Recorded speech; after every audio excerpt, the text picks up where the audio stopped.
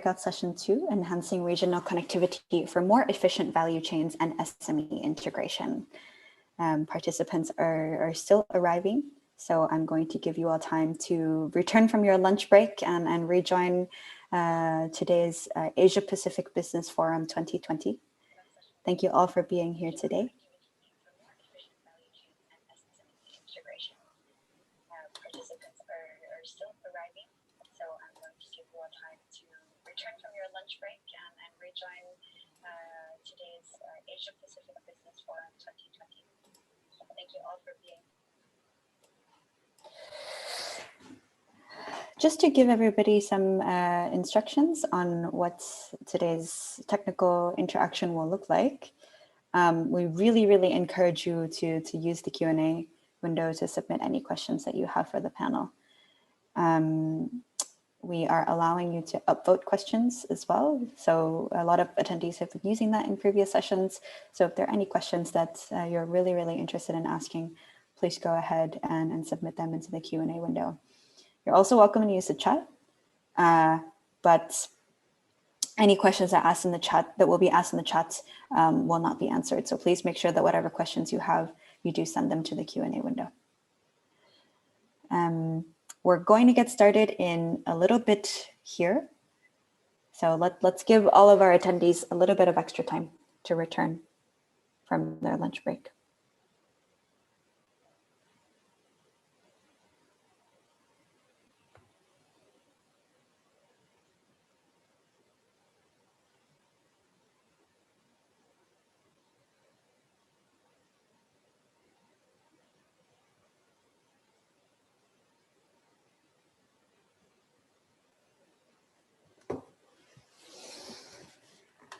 Okay, Michael will add the official start time now. So I'd like to pass the floor over to our moderator today, Tan Sri Dato Michael Yeo, President of Kingsley Strategic Institute for Asia Pacific, Malaysia. Michael, I'm passing the floor now on to you to get today's conversation started. Thank you, Irene. Very good afternoon, ladies and gentlemen. Welcome back to the APBF, the afternoon breakout session 2. This morning, we've heard presentations in the 2 plenary sessions on challenges and opportunities in value chains and SMEs. here in this breakout session, we would focus on regional connectivity. And I think we've all heard many times before how important regional connectivity is to enhance regional integration and regional economic cooperation.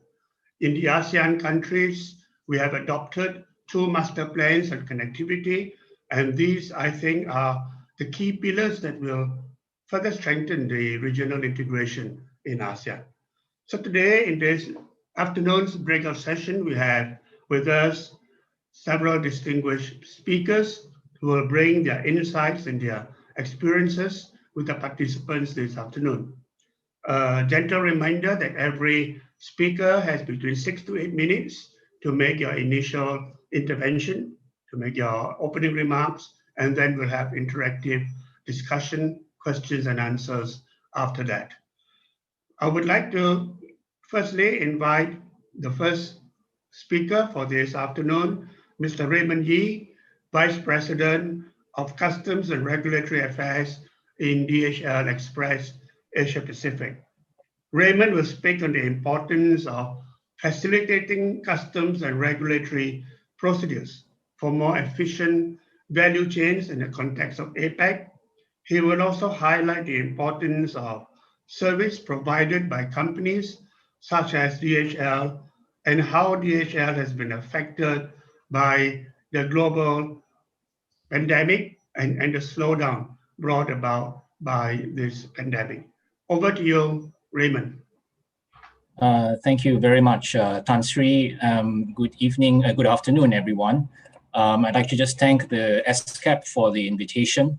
DHL, of course, we've been in this region for a long time, since 1970. We're pioneering the express delivery services. We have about 1,000 flights per day within Asia Pacific, over 900 different facilities across all territories in the Asia Pacific. So roughly about 800,000 customers we have, ranging from multinationals to micro, small and medium enterprises, right?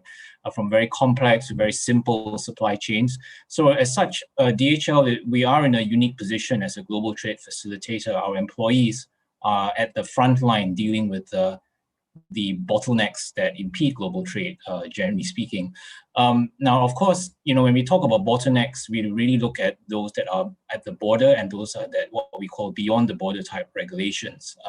And these are key impediments to any kind of regional connectivity. So what is really the perception of business at the moment in terms of regional connectivity? I just want to cite one survey that was done by the EU ASEAN Business Council in just recently, a 2020 survey.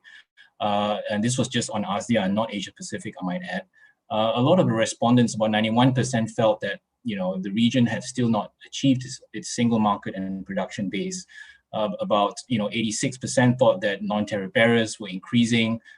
Around the same, we're also talking about how the barriers were affecting their supply chains. And of all those, about 30% thought customs procedures were quite a significant barrier. In fact, the largest barrier. OECD also, through its trade facilitation indicators, did show also how the Asia region fell short of its in terms of its border procedures. Involving interagency cooperation, governance, automation, documentation requirements, etc., etc. So from a business perspective, we've also found that countries, as some of you may already know, the WTO launched a trade facilitation agreement, and all contracting parties were meant to have created a national trade facilitation committee. Thus far, I have to say that not all countries have created one.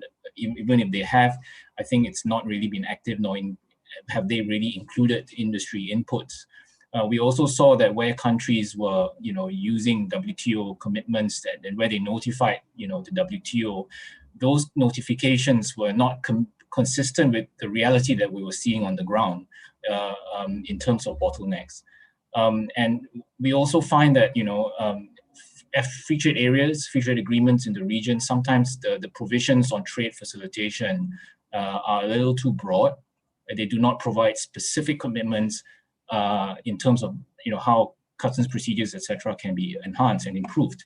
Now, obviously, if you add the element of SMEs or micro, small and medium enterprises, it gets further exacerbated because regulatory procedures don't cater for SMEs. Regulations are very technical, HS codes are very complex, FTA rules of origin, licensing requirements are very complex, right? And so, when you look at e-commerce, in addition to that, e-commerce presents a significant opportunity for MSMEs, right? 90% of vendors on e-commerce platforms are micro, small, and medium enterprises, right? We have so many examples in DHL of small, successful SMEs selling their wares in the global marketplace and growing by leaps and bounds, from Muay Thai boxing shorts in Thailand, hair wigs in Indonesia, swimwear in the Philippines, high-end pre-loved clothing in Malaysia. But the problem is that, border regulatory requirements, they represent impediments to e-commerce shipments, from registration requirements for the importers, the licensing that you need for some shipments, and uncertainty on how duty should be calculated, which may eat into the profit margins of these SMEs. In addition to that, customs authorities also generally do not view positively e-commerce shipments. We see increased scrutiny, inspections. Some countries have imposed restrictions like quota, restrictions on e-commerce imports. They require additional data elements. And of course, countries also are now looking at imposing taxes at the border for the e-commerce shipments, even though they are very low value, right? So the cost of collecting it may be higher than the revenue that we saw. So, what can we do? I think we probably need to rethink, right? Because with COVID, a lot of these issues become quite exacerbated, right? But with COVID, we also saw how e-commerce shipments became critical to the survival of the economy as countries went into lockdown. So, we really think that the old way of policymaking needs to change because we're all in this together, and so the approach of co-creation with stakeholders, co-creation of policies between government and private sectors, trying to use digitalization sandboxes between and involving both the public and private sector, and looking at new ways to control and enforce. And not everything needs to be physically enforced. With digitalization, obviously the control point may change, right? And as well, governments, I think, do need to look at how e-commerce has been so critical now and to the economy, and how instead of trying to stifle what is really essentially a very nascent sector, how can we enhance it, right? And finally, for DHL, regionalism and multilateralism for any business, right? The FTA and the WTO, the global trading system, is absolutely critical. And we need to ensure that the framework for global trade continues to create a conducive and inclusive environment for everyone, right? We cannot continue to have the uncertainties that result from trade wars and trade disputes. So that's all from me for the time being. Thank you very much. Thank you very much. Thank you very much, Raymond. That was a very interesting presentation. And I think we could have several follow-up questions with you later on when we have the interactive discussion. Can I now move on to Eunice Huang from Google, Head of Asia Pacific Trade Policy in Google. Eunice, over to you. Thank you, Michael, and a very good afternoon to everyone from Singapore. My name is Eunice Huang. I head trade policy work for Google, and I'm based in Singapore. I think Raymond has actually really captured a lot of the points that I would have made. But really, the APAC region is coming through one of the toughest periods in its history. COVID has changed lives and societies permanently.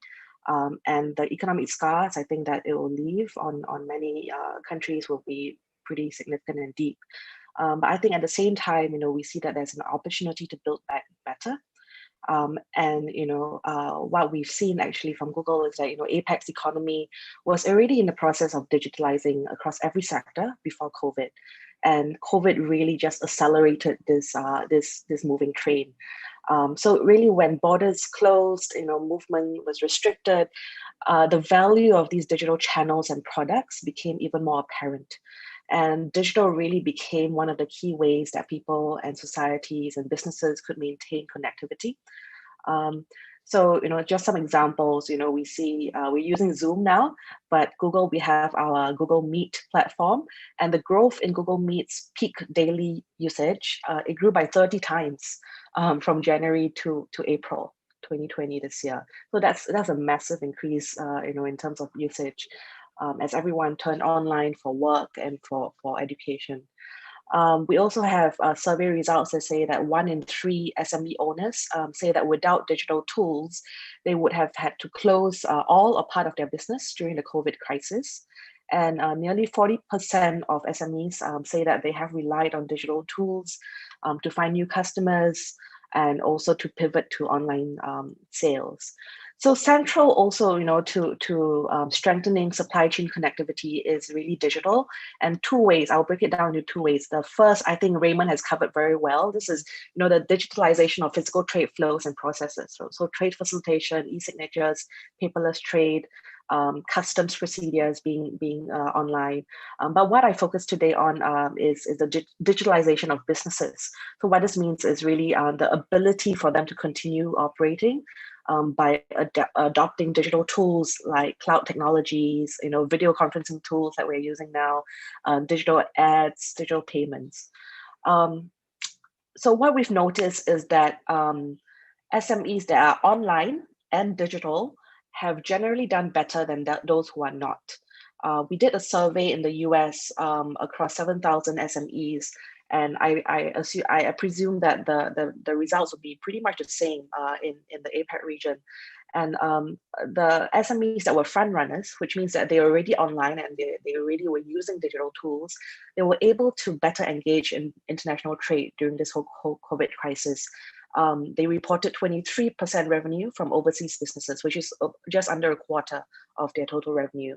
And also they projected 2 times less loss in revenue and sales compared to their non-digital counterparts. So what this means is, really these SMEs that use digital tools and sophisticated digital tools, not just having a website or having a Facebook page, but digital ads, usage of business analytics, usage of consumer insight tools. These has really helped change the way they function and fundamentally made them more resilient to shocks like COVID. So that is on a firm level, on the SME level. But if you broaden this to the economy level, if you can have 90% of the economies in most of the countries in this region are SMEs, and if you can help make these SMEs digital, this can also contribute to the broader resilience of the overall economy. And so recommendations, I think, from our end on what governments can do to help this and to facilitate this, I say 2 Fs and 2 Cs. The first F is friction. So focus on reducing friction to digital trade by creating an enabling environment for it to flourish. So this means, reducing and eliminating all regulations that prohibit cross-border data flows, cutting down red tape hindering market access, like local licensing procedures, building flexibilities into your intermediary liability and copyright restrictions. All these really to increase the ease and lower the cost of operating across borders. The second F is fragmentation. So I would say, to reduce fragmentation and to make sure that the different systems speak, engage in digital trade agreements to connect the different digital economies and to enhance regulatory cooperation. We already have examples of this in the APAC region. The Digital Economy Partnership Agreement signed by Singapore, New Zealand, and Chile is a very good example. Singapore and Australia have embarked on a digital economy agreement, US and Japan as well. So there are already existing models out there. ASEAN as well also has done an e-commerce agreement. So already countries are moving towards this, and I will encourage more of this activity and more of these agreements so that there's more certainty for businesses as well. And also in terms of adhering to regional and international best practices and standards, I think that will really go a long way in helping to harmonize and reduce the fragmentation that we see currently. And the 2 Cs are certainty, and coordination. So certainty, really what I mentioned, taking on commitments through digital trade agreements and minimizing, like what Raymond said, minimizing carve-outs and broad exceptions, so that it's very clear to businesses what can be done, what cannot be done. And then also consistency in terms of your sectoral regulations. You may have a very broad umbrella regulation, but the sectoral bodies are just not consistent with that. And finally, coordination.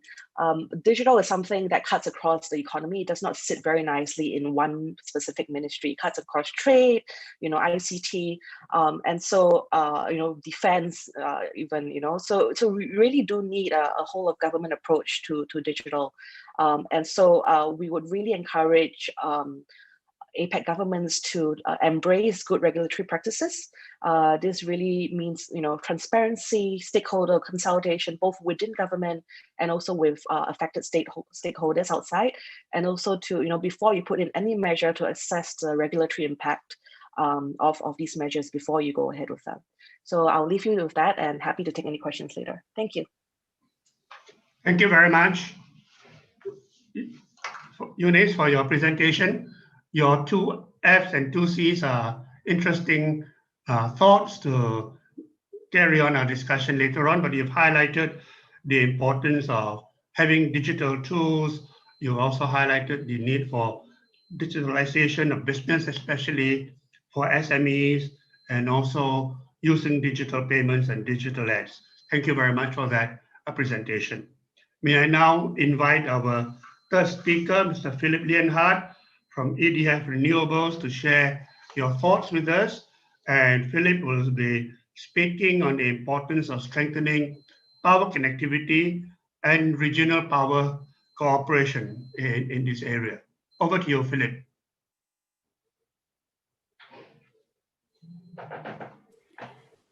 Philip, trying to unmute you because we cannot hear your audio. There we go. Can you hear me? Now we can. Thank you. Sorry for that. Okay, thank you very much. I'm glad to participate to the Digital Asian Pacific Business Forum 2020, organized by UNESCAPE. I am in Paris, where COVID is back, and we are all locked down, working at home for the next 4 weeks. So I am Philippe Lienhardt from Electricité de France, manager in strategy, innovation, and new business, and also a fellow expert in electrical transmission, electrical system, and electrical markets for EDF, and for 39 years now. I'm also the team leader of a project called NAPSI. NAPSI is Northeast Asia Power System Interconnection, and I was a team leader, but now it's ruled by UNESCAP. I am going to present the main outline of the project.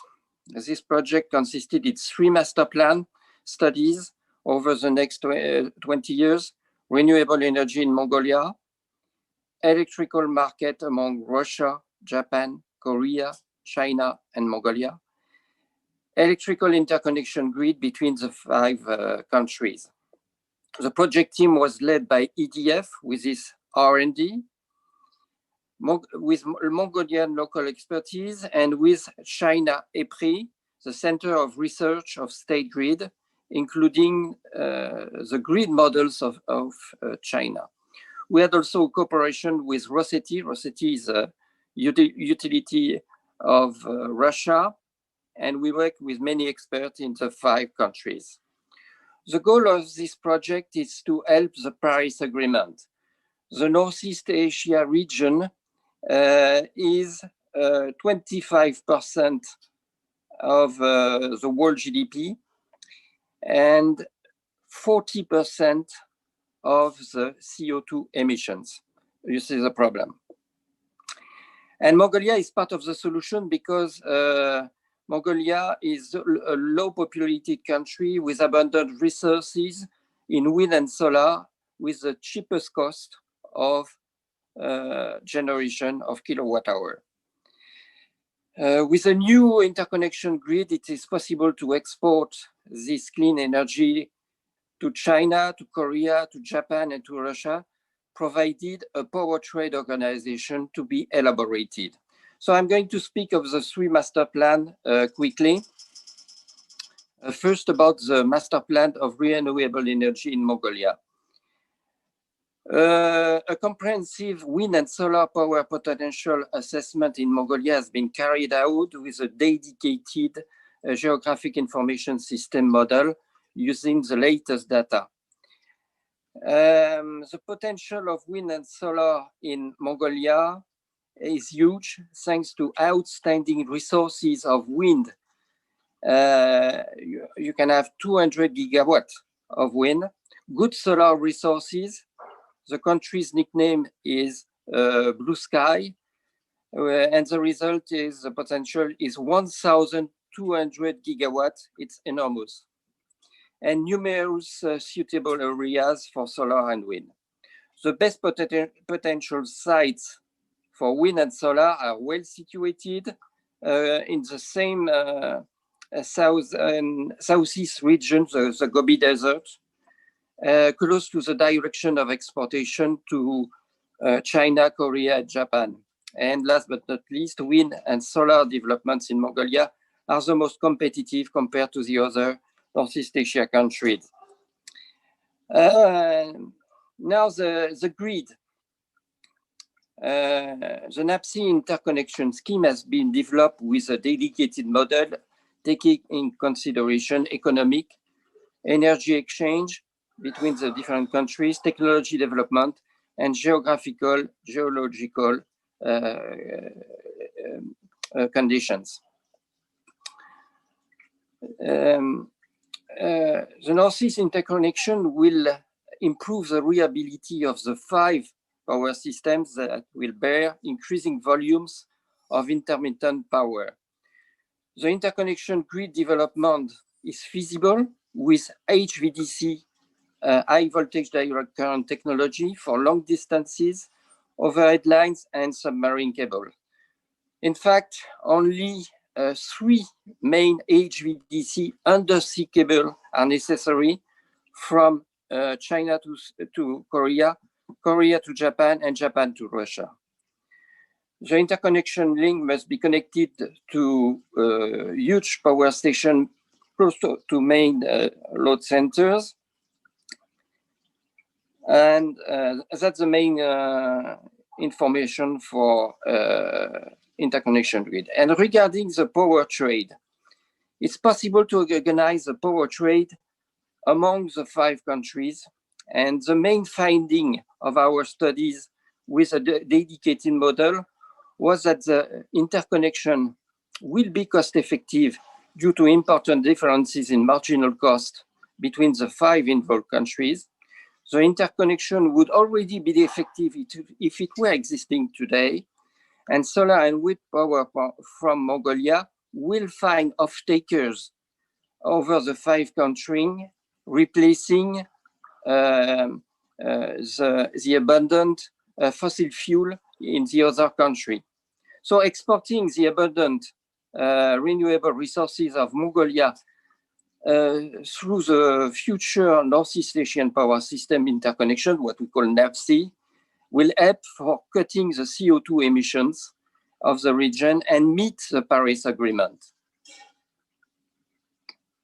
Of course, a strong coordination between the countries will be necessary for realizing this interconnection and this power trade and develop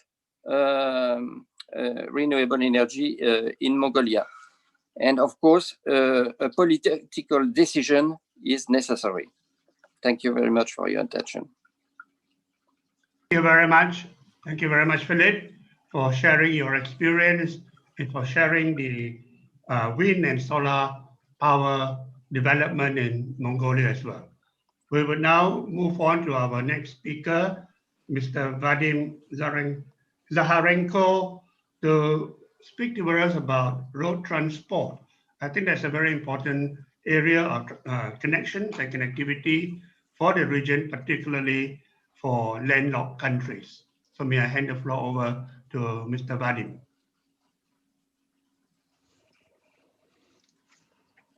Thank you very much,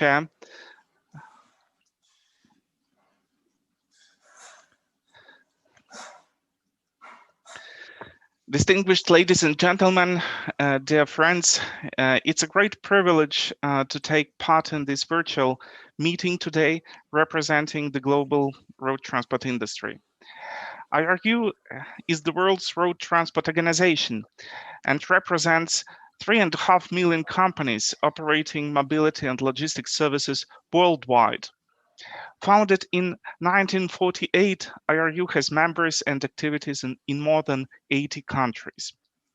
This year, the global economy, trade and tourism have been seriously impacted by COVID-19, and thus the road transport sector and the supply chains and mobility networks it supports.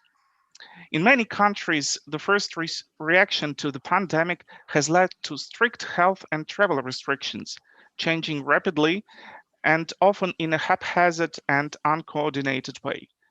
Sealed borders and consequently bottlenecks have caused unnecessary delays and interruptions of the supply chains, especially for essentials such as food and medical items. Even such advanced integrations as the European Union and the Eurasian Economic Union have suffered from unexpectedly restored internal borders, which they had left behind long ago, and where the share of road transport out of the total freight volumes is 75% and 82% respectively. As commercial transport by air and sea has been limited due to the strict confinement measures, land transport has become even more important as a solution to keep international supply chains open and running. However, since the outbreak of COVID-19, thousands of drivers and loaded vehicles across Europe, Asia, and Middle East got in quarantine trap when countries without any prior notice sealed their borders for exit or closed transit. Before being released, drivers had lived in their trucks at border crossing points or in neutral area for weeks and even months, sometimes without access to drinking water, food, and normal hygiene amenities. At early stages, professional drivers were also forced to take 2 weeks quarantine imposed by governments, thus making the driver shortage problem even worse. Even at some major border crossing points which remained operational, transport companies, which are mainly micro, small and medium-sized enterprises, reported high congestions and extensive delays of at least 2 or 3 weeks. And lines of trucks sometimes extended back as far as 60 kilometers. Restrictions on the movement of goods impacted transport companies and led to turnover losses forecasted to exceed 580 billion euros for 2020 globally. Pandemic has significantly accelerated digitalization to increase resilience of the road transport industry. Under a UN mandate, IRU has been managing TIR, the only global transit system since 1949. IRU is now spearheading the digitalization of TIR with a view to protecting supply chains during the COVID-19 pandemic. In the UN recent report, Shared Responsibility, Global Solidarity, responding to the socio-economic impacts of COVID-19, Secretary General Antonio Guterres stressed the vital contribution of TIR and digital solutions to global trade and landlocked countries, particularly in the time of COVID-19. The heads of 8 UN specialized agencies have issued a joint statement designating e-TIR is the key trade facilitation tool for the first time. Foreign ministers from more than 30 landlocked developing countries in a meeting as a part of the 75th UN General Assembly backed TIR to accelerate trade and boost development. The ministers once again encouraged those who have not ratified the UN TIR Convention to do so and implemented to make full use of its facilitation and security benefits. Ministers also endorsed a new global roadmap for the Vienna Programme of Action for landlocked developing countries, helping these nations become land-linked. Swift implementation of digital and customs documents, e-permits, e-visas becomes even more urgent as they allow to exchange electronic information without physical contact and facilitate the flow of goods across borders.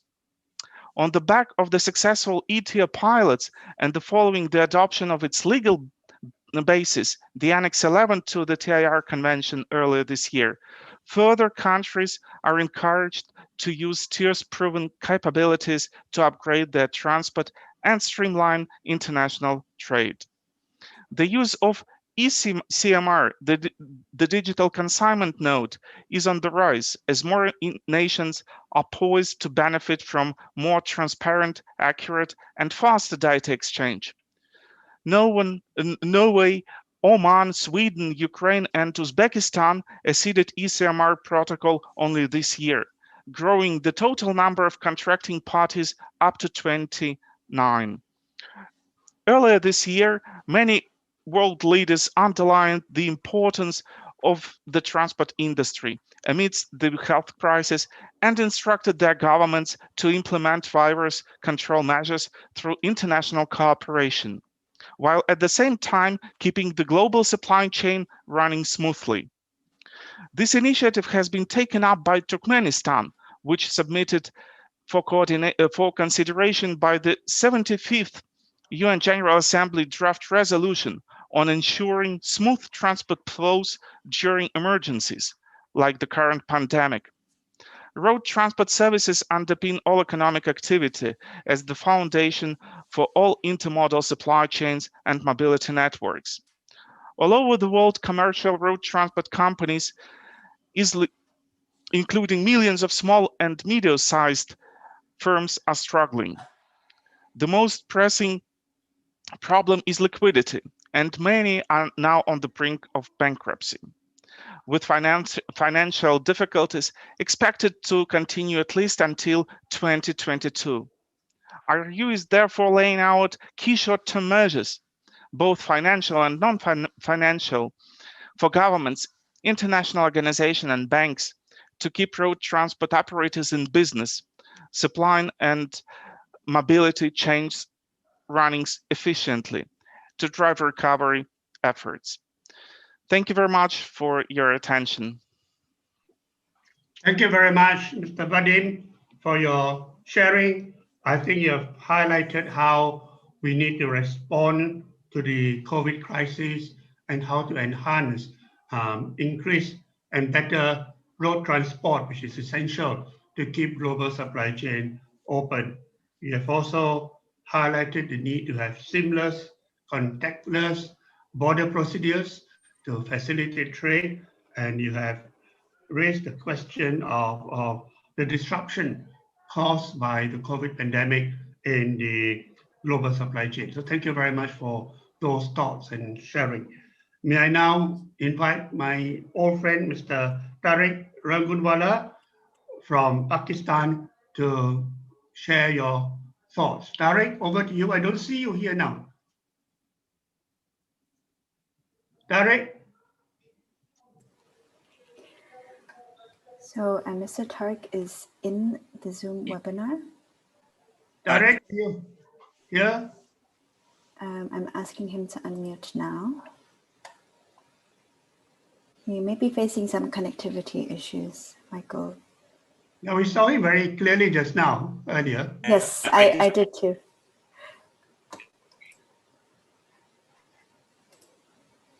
Can you unmute him from your end? I can ask him to unmute, and then he'll have to, and he's just disconnected. Maybe, should we go into Q&A first and then invite Mr. Tariq back to speak when he's rejoined us? I will touch base with him, Michael. Okay, if we cannot get him, then we can move on to questions. I think you can see on the chat, there are now 2 questions available for comments. One is to Mr. on the specific needs of SMEs to assess critical logistics and infrastructure such as cold chain, and on the issues of the last mile and cross-border procedures. So Mr. Yi, could you perhaps comment on that first? Yeah, there's a good question. So of course in DHL we've been looking at this for a while. We actually produced a white paper called the Delivering the Pandemic, and it's all available online on dhl.com for those interested. The supply chain, this is there's so many moving parts to this at the moment. But it really depends, first of all, on exactly what kind of supply chain you want to set up. You want to set up where the shipment gets delivered from overseas directly to a patient, or do you want where the shipment goes into a cross-dock facility, it gets relabeled before it goes to a patient, or do you want to deliver shipments into a warehouse in the country and the warehouse then does all the fulfillment? In all those cases, you have differing complications. On top of that, of course, hello. Yes. So on top of that, also we have. It depends also on the type of vaccine. There are about 250 different types of vaccines, and as we understand, the storage requirements are quite different. Some range from -80 degrees Celsius to about 8 degrees Celsius. So depending on the type of vaccine, the platform in which you do the transportation and storage will be quite different. Obviously, from a last mile perspective, there are other types of challenges, obviously, right? When we're talking about the facilities in the warehouse, the ability to break bulk within and then deliver in smaller units to patients, but still retaining the required storage requirements. And the other aspect to this, of course, also is you need real-time data to determine, first of all, whether you have sufficient stocks in place. You need to have appropriate labeling and in the warehouse to understand what types of vaccine are in there, and not just general types of stock takes and stock units, right? So that from a last mile perspective, but from a regulatory side, there are also a whole host of other issues, right? Licensing requirements. In fact, the Global Express Association has put forward a paper on this, right? Where we say there should be mutual recognition of licensing, right?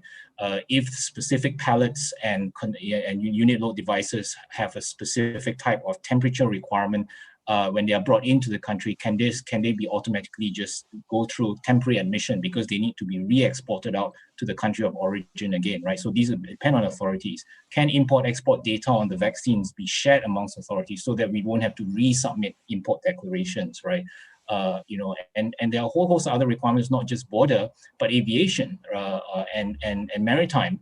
Because in some cases, for example, in aviation, what are the civil aviation authorities' regulations on the carriage of these as dangerous goods, and on the possibility that carbon dioxide levels, because of the dry ice requirements to pack these, may exceed, safety limits for aircraft. So there's a whole bunch of things, and I think the last speaker talked about how there was insufficient regional and global coordination on this, and we are seeing this to be the case, and it's a little worrying because we are now trying to to make governments more aware that there is actually an urgent need to start to look at this. Besides just this whole aspect of a significant investment in capital investment required just to make the entire supply chain capable of carrying vaccines without spoiling them.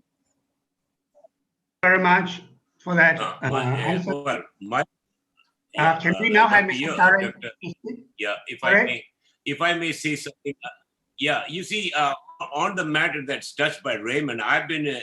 You see, the problem is that the feedback to the World Customs Organization is only coming from the Global Express people. So the customs cannot just cater to one sector, because of course shipping is one sector, land transport is another sector, but because we interact with Global Alliance people, which involves many companies, because there's also an e-commerce nexus, is disproportionately high. So the sovereign organizations that WCO need to take the input, because no national customs authority can just make a policy for air transport and not make it for sea transport and land transport.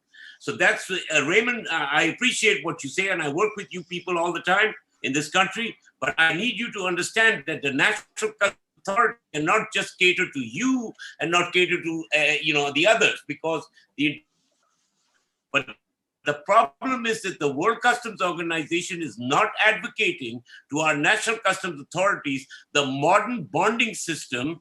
I'm already working with the National Disaster Management thing for the testing kits, right? But they don't understand that, like they have this antiquated Her Majesty Customs kind of system in the world where they are still using like an imprisonment kind of like, it's like a prison. The bond is considered almost like a sub-prison. Well, you can't have that in temperature control regime. You need co-bonding systems. And I want to also go, because in my paper I mentioned, there is this question about Article 22 in the TFA. And Article 22 is in fact defined as information support for capacity building to be submitted to the committee. Now, the international interaction, that's why SCAP is so important. And of course, the United Nations what they call WA, which is West Asia, and of course, UNICE, which is the European area, and SCAP, was this entire system out over the whole landmass. And then in the specific context of this cold storage, there is a thing called Article 7. Okay, again here, we need interaction directly with the World Customs Organization. And then there's the subsequent issue of what you're going to designate as authorized economic operator. All right. Now that AEO status also has implications on all of this, because by June 2021, they're going to decide that. And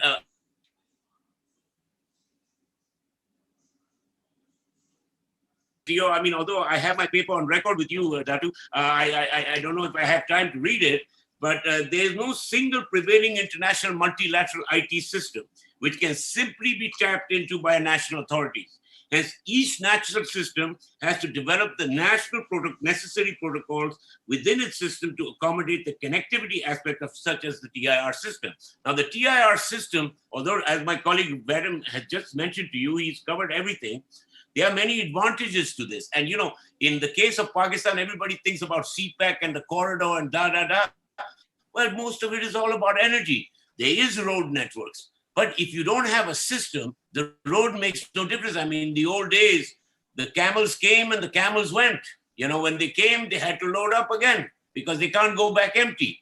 So if we are to serve as a geographic location, as a corridor, we can service the entire Central Asia. I mean, I'm not just saying Pakistan, generally the area, and we can service even Southeast Asia because, for link from the Caucasus would be quicker through this area. So you have an alternate trade route and it opens up trade to the landlocked countries and vice versa. So, of course, the system is one of the best systems and we are working very hard.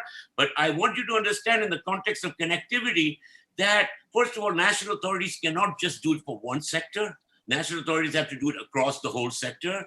So if disproportionate representation in the international arena is not taking into account a lot of other elements, I'm sure it's not done deliberately, but I think it's just a question of a proximity of location of people to interact. That this happens is not done by any premeditated design. I show you that accusation. But the point is that you must understand that we need to educate a lot of these authorities on how the system operates. For example, in Pakistan, the land-based system is working fine. We've tested it. We've had over 22 movements. But the problem is if you don't have a multimodal system integrated in the customs operation, and of course, what we want is air, sea, land, seamless integration. So there is air, sea, and land. And then you can have a system, but each protocol, each module has to be designed to meet the national security requirements of the national customs authorities. So, when people talk about international digital currency and blah, blah, blah, I always tell you're not going to get one, but at least, thank God, in trade facilitation, there is a consensus. You have an international consensus in the TFA, which is a miracle, in fact. And hopefully, if we can get this done with the cooperation of Global Alliance, of shipping industry, supply chain industries, of the internet companies, yes, we will see a result. And I'm very happy. And I think the The TIR and the UN is doing a terrific job, and the IU, they have just arranged money from UNICEF for capacity building under Article 22. And this is the kind of stuff we have to do. And I thank you for this opportunity, Dr. Tan Sri Yo and Tan Sri Dr. Yo. And I'm sorry because of my internet connection, I couldn't really read my paper, but I think I've mostly said what I needed to say. I also wanted you to know that the Economic Social Commission for West Asia and UNICEF and ASCAP, because the Eurasian landmass is kind of large, we are categorized by the multilateral financial institutions as MENA, Middle East, North Africa. We've added MENA to include Central Asia. We've got an overlap between, like a country like Pakistan. Some of us are in West Asia and some of us are in ASCAP. So some of us are ESWA, yet we are still dealing with UNICEF. And, so this is, I think it's a good thing to have this diversity, but I think you need a coordinating committee, especially in TIR, but that role is being played by the IRU, and I appreciate and I want to thank IRU for help. And we hope to see a lot of success. We hope to see that ASEAN.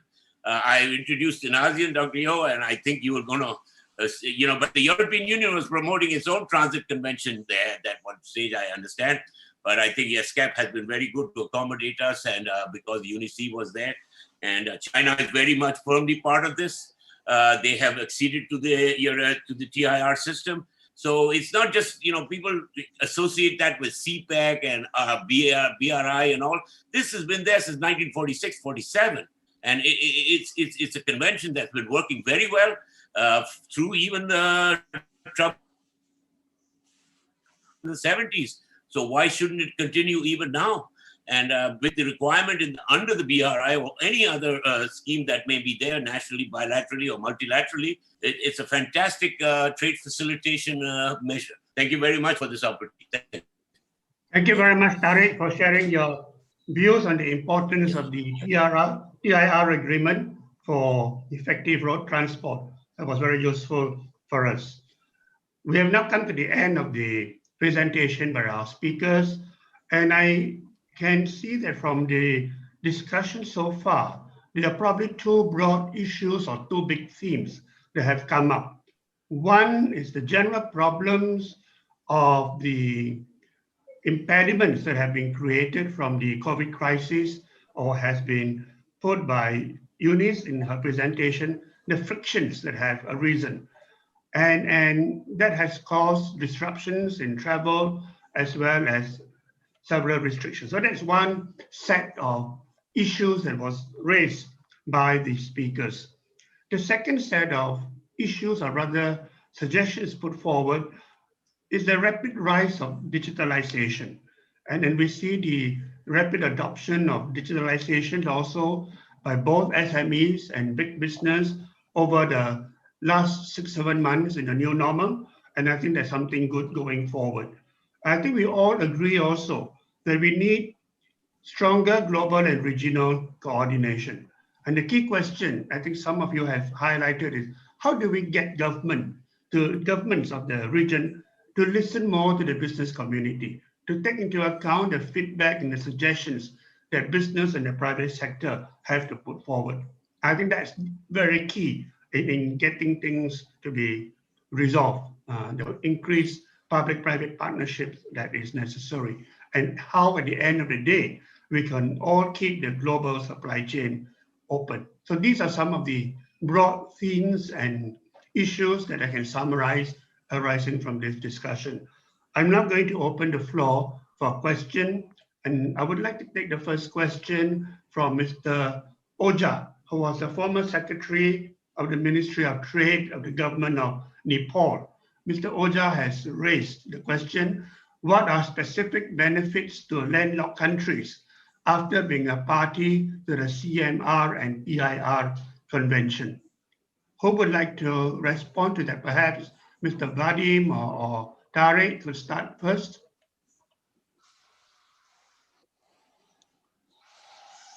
Thank you.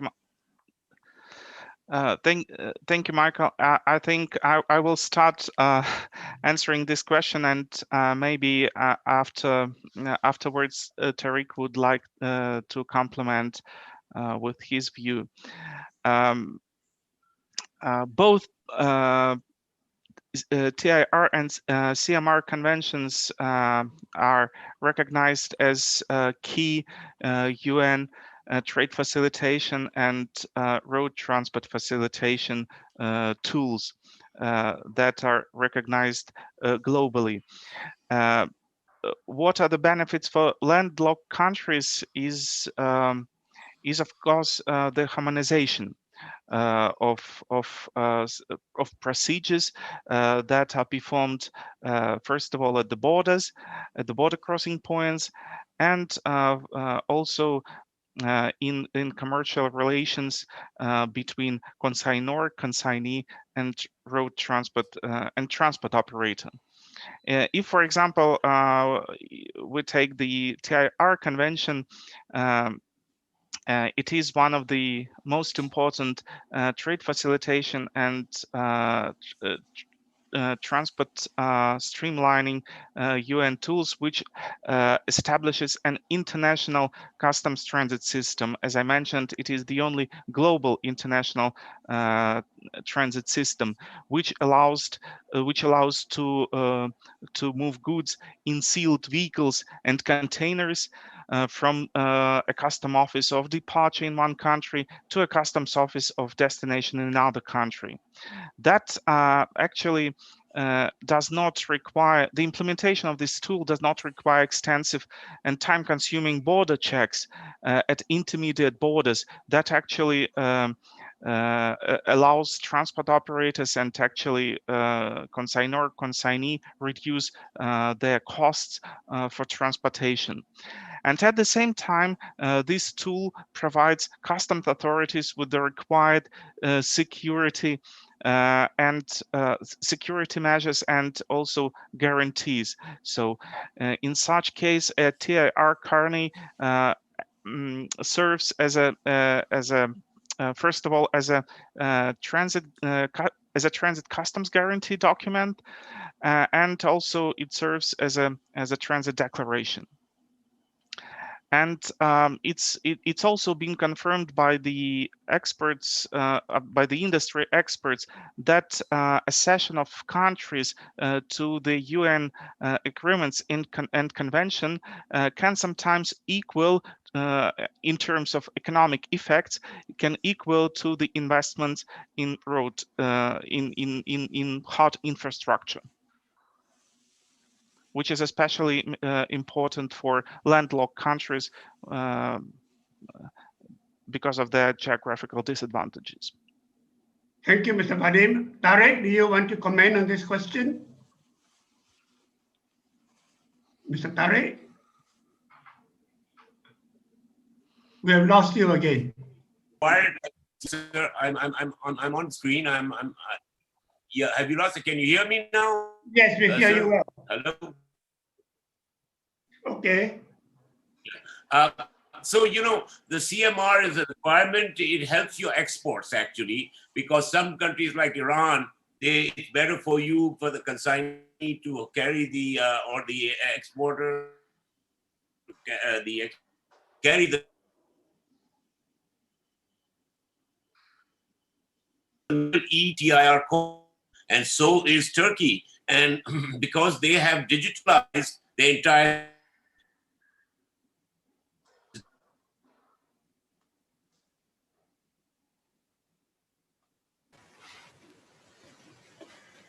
We can't hear you again, Mr. Tariq. under the Tariq, it's Irene here. Can I suggest the digitalization? Yeah. It would be great if we can hear you. I think Vadim's covered everything, you know, more or less. Vadim's.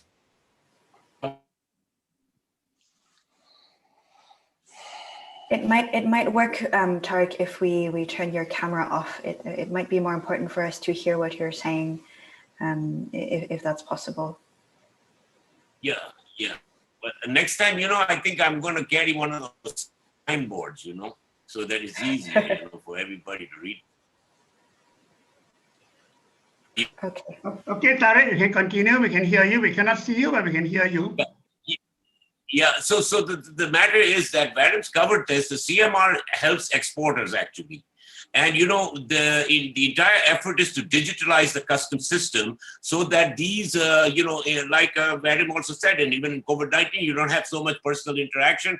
So you don't have this issue of the COVID-19 spreading because it's all electronic. And there are some major ETIR corridors that have been done between the Caucasus and Iran, between Turkey and, say, Eastern Europe, and of course within Europe itself. So these digitalization issues, what happens is that the customs then integrate under certain protocols and things move fast because basically it's just a guarantee for the duty element. And what is the biggest fear in border trade in some of the developing world is the smuggling matter. So when you have these protocols in place, it is going to reduce this thing. But at the same time, I would like to emphasize that the TIR system does not negate any ongoing bilateral or regional arrangements. Those can coexist side by side under different protocols. This is just an additional system for throughput and transport for landlocked countries and for people from other countries accessing landlocked markets. So we find this to be a very, very good.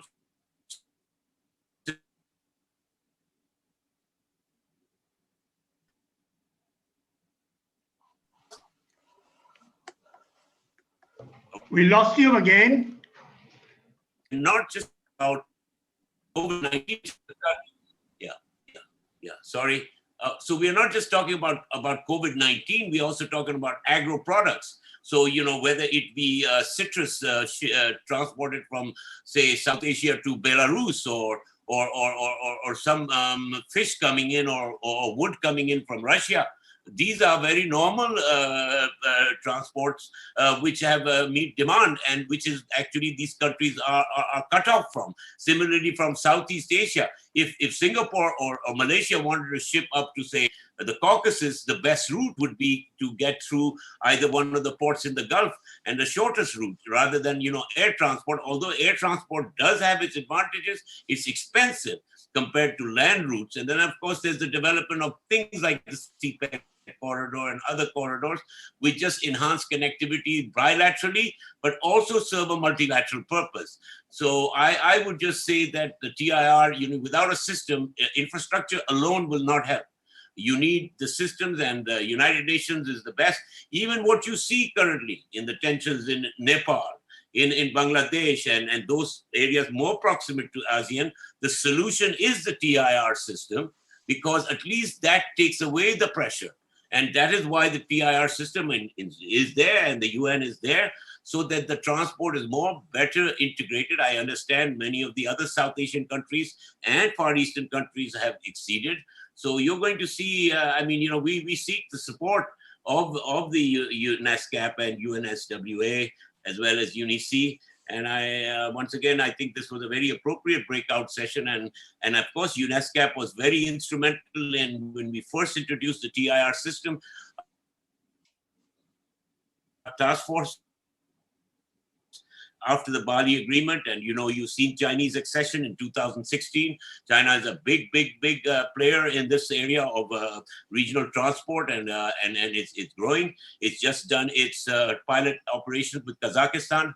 We hope to expect a pilot through Pakistan, and I think the Russian Federation and all the Central Asian countries are very active in this, and the IRU from Geneva and UNICE are supplementing these efforts with UNESCAP.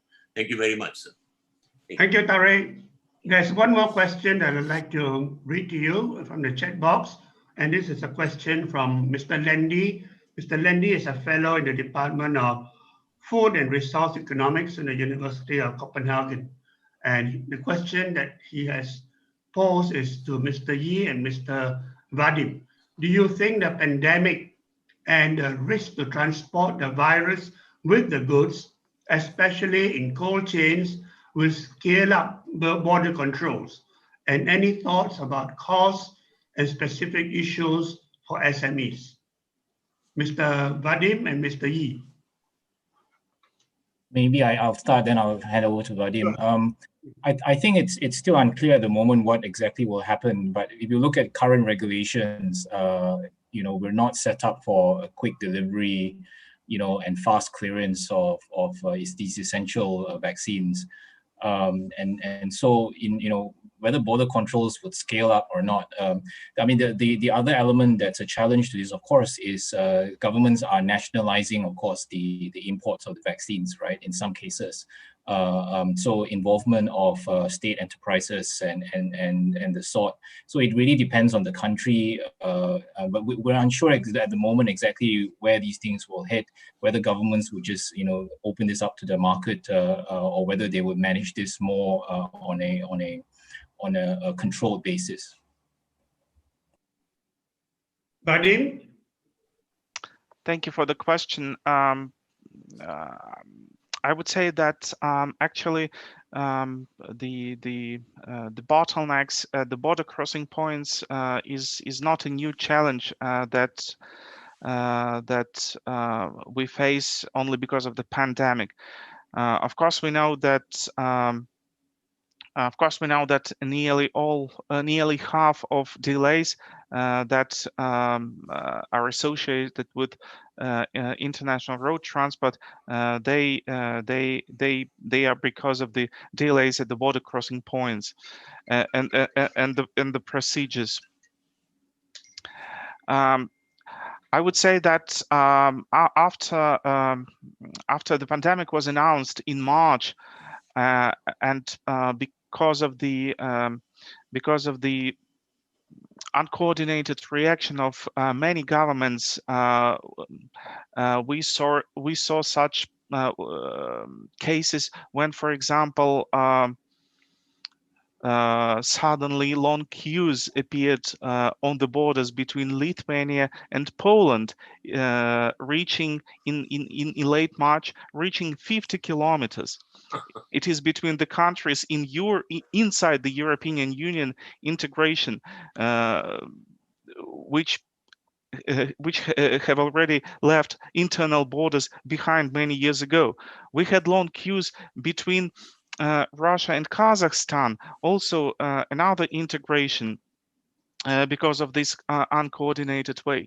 But on the other hand, governments reacted very quickly to these challenges, and as a best practices, we can also give examples of the European Union when just in a few weeks after all goods actually stopped at the borders, they introduced guidelines and recommendation to all member states regarding the border crossing procedures and movements of workers, of employees inside the European Union. And that was especially important for the transit of essential goods and also medical items. And that these steps and actions actually helped to significantly improve the situation. And even today, when Europe is experiencing, and many other countries in Eurasia are experiencing the second wave of COVID, I think it was in September when the European Commission came up with another document that even during the second wave of COVID, it issued recommendation and guidelines binding European member states not close their borders for transit and transportation of goods. This is very important. Also, during the pandemic, we had some very important examples of, for example, Belarus. That was one of the two countries in Europe that did not close their borders at all.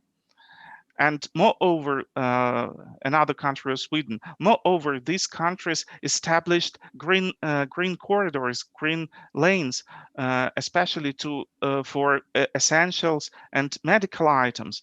And that was especially important. Such green corridors were especially important not only for the Belarus itself as a country, but also for many other countries in the Eurasian Economic Union and in Central Asia, because the transit via Belarus is the shortest way for the products, for the good, for the essentials, for the medical items to arrive to their destinations in Central Europe.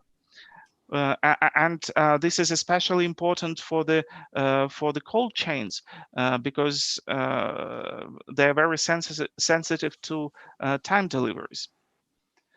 Regarding the costs, if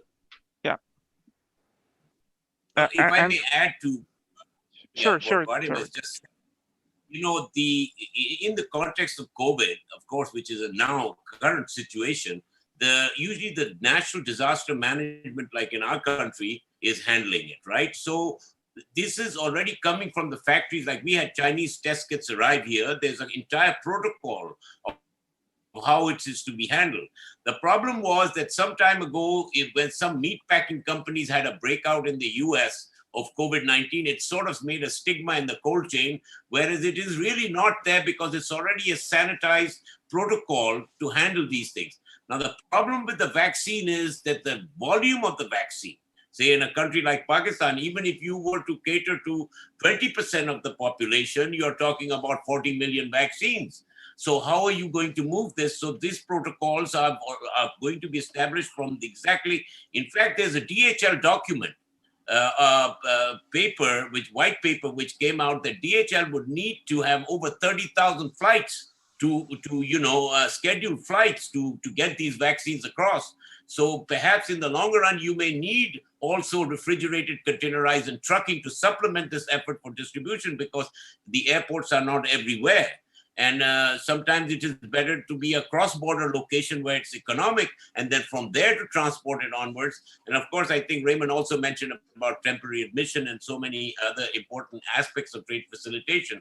So this will be a very good test case and a very good, unfortunately, a very good sort of opportunity to enhance the system. And I think every country does have its national requirements, and we have to be cognizant of that. But I think that in the case of COVID, you will get an international protocol on how to handle this, and the Global Alliance, like DHL and all of these people will participate with customs, and of course, so will we. And we think that the Commission for Trade Facilitation at the ICC, which interacts with UNCTAD and the WCO, we are taking it up as on a regional basis to have a working group there. And we hope that to realize this interaction and convey the messages. I think the IRU is working very much actively on this matter, and we are available. And we are a new country in TIR, so we are learning right from the beginning. So it's very interesting to have this opportunity for this interaction as well. Thank you very much. Thank you, Tariq. I have one last question, and I think this is a very appropriate question for Eunice. And the question asks how to build e-commerce for SMEs across borders. Eunice, perhaps this could be a useful question for you to answer. Yeah, thanks, Michael. I think the first and probably the most easiest way and low-cost way is to adopt digital tools. So the basic things like setting up a website, looking online to see basic customer analytics to see where which countries are searching for your product most often, to give you a sense of where the potential market is. We have this tool in Google called Market Finder, where you can enter your website details, and then it will show you where the searches have come from for your website or for your product, and what the potential markets can be. But I think before all that, also I think what's important is digital skilling, which I think is an area that really can be done in collaboration, in a public and private partnership kind of way, where a lot of governments now are encouraging digital skills in schools and also sort of short courses. And you find a lot of these things as well on, offered by major tech companies. Google is one of them, but I know Amazon is also doing the same, and Microsoft and all that. So digital skilling, I think, is probably the entry point for SMEs to start, to get comfortable with digital skills and digital tools, so that you can be able to take your company online and to take your company to the world. Thank you very much, Eunice, for that answer. We are just about right on time to close this session. I would like to thank all of our speakers for sharing your thoughts or insights with us, Mr. Raymond Yee, Ms. Eunice Wang, Mr. Philip Lienhardt, Mr. Vadim Zararenko, Tarek Rangurwala, for sharing your thoughts and insights. Thank you also to the participants who have logged into this particular session. We have a short 15-minute break, and the next breakout sessions will start at in another 15 minutes time. So we hope you would be able to join in again at the next sessions. Thank you very much for being with us here this afternoon.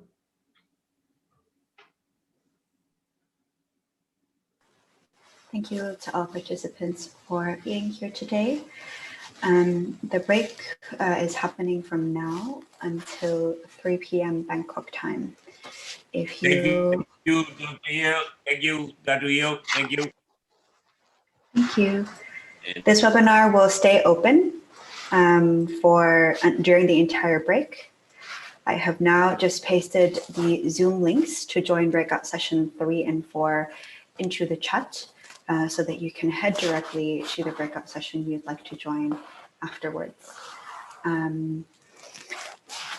If you do not want to access the links there, they're also available for you in the participant guide that you've received via email in the PDF format.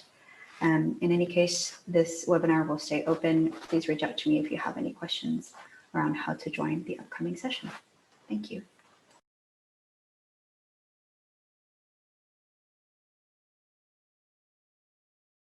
You're all already.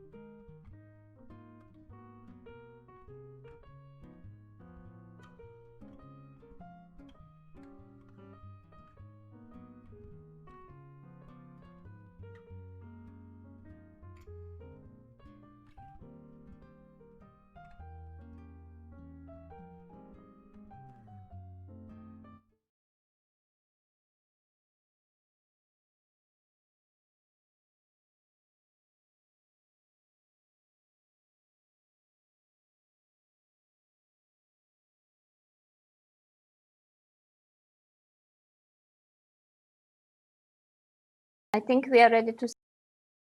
Hi, everyone. Yes, welcome. Thank you, Mia. Welcome to today's breakout session 4, Enhancing Competitiveness and Financing of SMEs, including Women and Entrepreneurs, a review of government policies, why many failed, and lessons learned. Before we get started with the webinar, I just wanted to inform everyone that the chat is open for inputs and comments. Please raise your hand or write in the chat in order to intervene. Only questions in the Q&A window will be answered. So if you would like to raise a question, please type it into the Q&A window, which is separate to the chat box. Both the chat box and the Q&A window can be found at the bottom of your screen. And in the Q&A window, you will also be able to upvote questions. So if there is a question you agree with or would like to indicate an upvoting, you can feel free to hit that little thumbs up button in the Q&A window when you open it up. For those who are just joining us, welcome to today's breakout session number 4. I was just mentioning to the other attendees that the chat box is open for inputs and comments. Please feel free to please feel free to raise your hand or write in the chat in order to intervene. Only questions in the Q&A window will be answered. So if you would like to ask a question, please be sure to ask it in the Q&A window, which is different to the chat window. Both of them can be found at the bottom toolbar of your Zoom window. In the Q&A window, you can also upvote questions. So you can hit the thumbs up button to upvote a question in the Q&A window. Thank you for joining us today. To those who are just joining us, the chat is open for inputs and comments. So please feel free to type in there or raise your hand in order to intervene throughout today's session. Any questions you would like to ask can be asked in the Q&A window, which is separate to the chat box. Once again, in the Q&A, you can also upvote questions.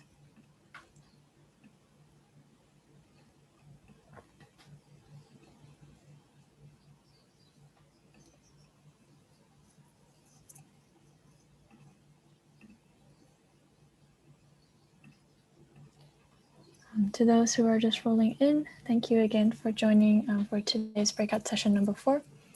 We will begin shortly. If you have any comments or would like to raise anything, please say so in the chat box. That is separate to the Q&A window. If you have any questions, please ask it in the Q&A window. And in the Q&A window, you can also upvote questions that you may have that others have written. I think we are ready to begin. So I would like to hand the floor over to our moderator, Mia Mikic. Mia Mikic. The floor is yours, Mia. Thank you. Thank you so much. I'm very pleased to be here with you today. We are, as you know, running with the Asia Pacific Business Forum 2020 since this morning. And we have already had a number of sessions in which both the topics of SMEs and financing of SMEs and women were actually touched upon, explored, etc.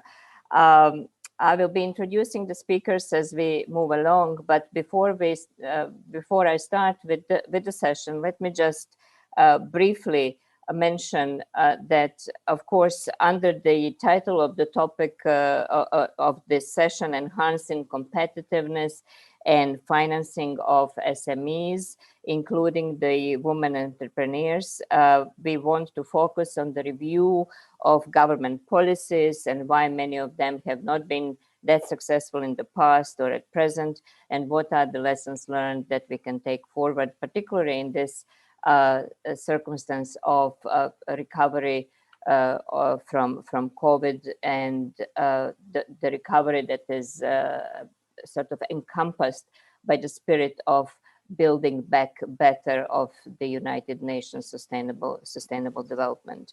So I think I will not be discovering anything new if I say that prior to COVID, access to finance has always been sort of put on the top among the issues that MSMEs or SMEs have been facing, in particular those that were led or operating in a woman under the woman entrepreneurship or management.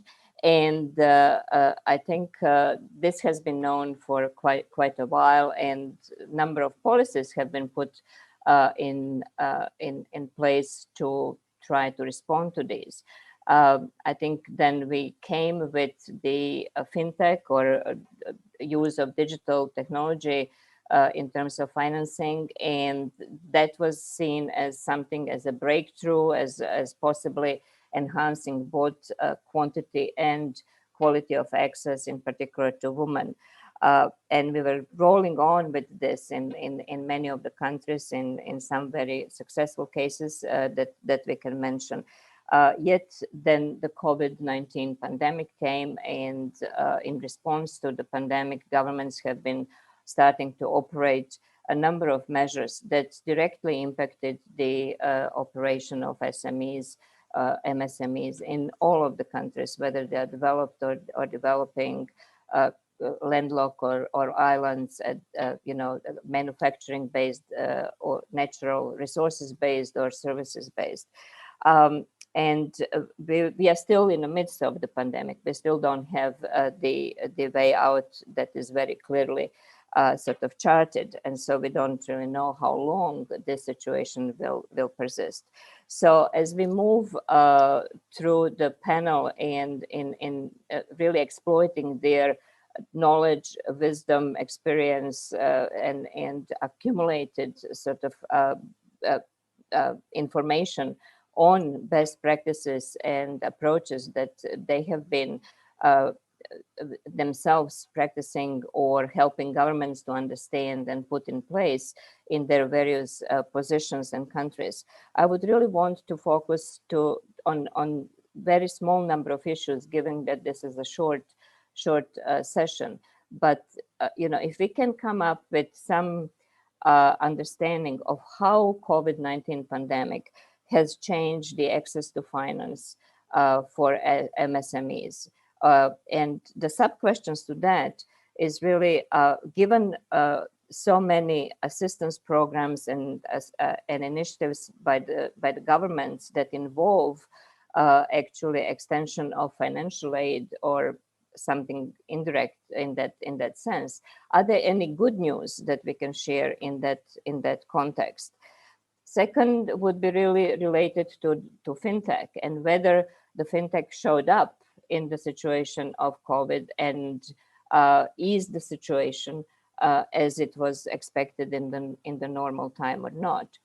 The third thing would be, is money enough? Is access to finance actually enough for many of SMEs as they have to rebuild the businesses and reset the operations that they have had, or maybe in many cases just start from zero and start in different sectors or in different markets, in different operations with different resources, not only financial but also the resources in terms of human capital. And lastly, maybe, who are the main players? Is the government the only single player that can change the course of the recovery here, or are we actually forgetting someone? Or how do we really enhance the partnership in that context with maybe larger corporations or some other civil society or some other non-state sector that may be important in this sense. So I hope we can get to some of these. I know that the list is actually maybe longer than what 1 hour and 15 minutes can afford, but let us start. And we thought that maybe we should start with an overview of more than national issues, but more at the regional, global level. So I'm going to be calling upon Barbara Ramos, who is the Chief of Research and Strategies of Exports in the International Trade Center in Geneva, to present her findings or the findings of ITC in fact on the competitiveness of SMEs and the linkages to the access to finance. So Barbara, you have the floor first. Thank you. Thank you, Mia, and thanks to the organizers for the invitation today. I'm going to share my screen as I will be basically providing figures to what Mia so eloquently said in her opening remarks. So please let me know if you can see my screen.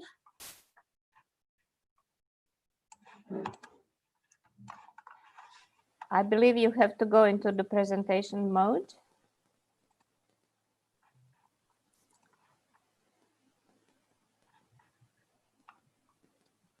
Presentation mode. Yeah, maybe. And then switch. No, yes, very good. Thank you. Wonderful. Okay, so as Mia was suggesting in her opening remarks, we know the obstacles and we know that they're getting worse in the context of COVID. So my role here today is to try and put some figures and some numbers to how much worse are they getting in an attempt to guide policymakers in their support to SMEs in the recovery from COVID. Most of the figures that I will present today are in our flagship report, the ITC flagship report, SME Competitiveness Outlook, which you can download and get into some more details from our website. But I will start with the pre-pandemic. How were things before? And again, as Mia said, the gap is already large before COVID hit. The financing gap, the annual financing gap for MSMEs was about $5.2 trillion a year. But ITC actually assessed that if we could actually mobilize $1 trillion, we could really help SMEs, MSMEs, unleash their potential to deliver on the SDGs. And what does this mean? With $1 trillion of annual investment, we could actually have a 15 to 20% increase in the attainment of some of the SDGs through the support of SMEs. So that's a very important number that I would like you to bear in mind. But even with this reduced finance gap, MSMEs were already finding it difficult to access money. In over 70% of countries, MSMEs cite access to affordable financing as the top barrier to business growth in over 70% of countries. And obviously, we know that there are, let's say, three main risks or compounded risks to investing in SMEs in developing countries that prevent them from accessing funds that are out there. The first one is that investing abroad is risky. That investing abroad in developing countries is riskier. And then you add investing abroad in developing countries, MSMEs, that's potentially the riskiest of all. So it is really hard to overcome the risks of investing in developing countries and MSMEs. And then COVID hit. And as we expected, the smallest were the most affected. We see that about 55% of companies all over the world, MSMEs and large companies, have been strongly affected by COVID. This is not unexpected. But what we do see is the smaller the company, the higher is the impact. So for micro companies, for instance, 64% of them were strongly negatively affected by COVID. And what's more, we also found through our survey that 21% of MSMEs reported the risk of shutting down completely within 3 months. And that's compared to 10% of large firms. And our survey was actually done in June. So we know that since then, a lot of MSMEs have already closed. And this is partially because less than 5% of them in low and middle income countries have insurance against risk. So the situation was bad before the pandemic. It got considerably worse. Now, the impacts were not the same across all MSMEs. As we know, the impacts varied by sectors. The service sectors, particularly accommodation, food, travel, retail, those were the most affected. And we also know that MSMEs tend to be overrepresented in the services sectors. So they were, again, particularly hit, not just because they're small, they're resource constrained, but they tend to be concentrated in those sectors that were the most affected by the pandemic. Now to the topic or to the subtopic of our conversation today, we also know that women-led firms tend to be overrepresented in those services sectors. So accommodation, retail, wholesale, women-led firms tend to be concentrated there.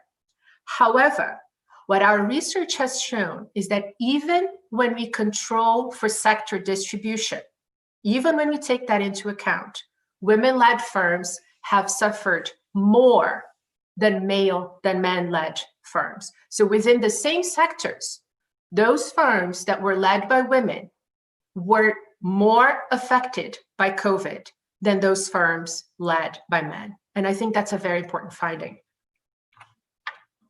Now, what is their main concern in the short run? Obviously, liquidity.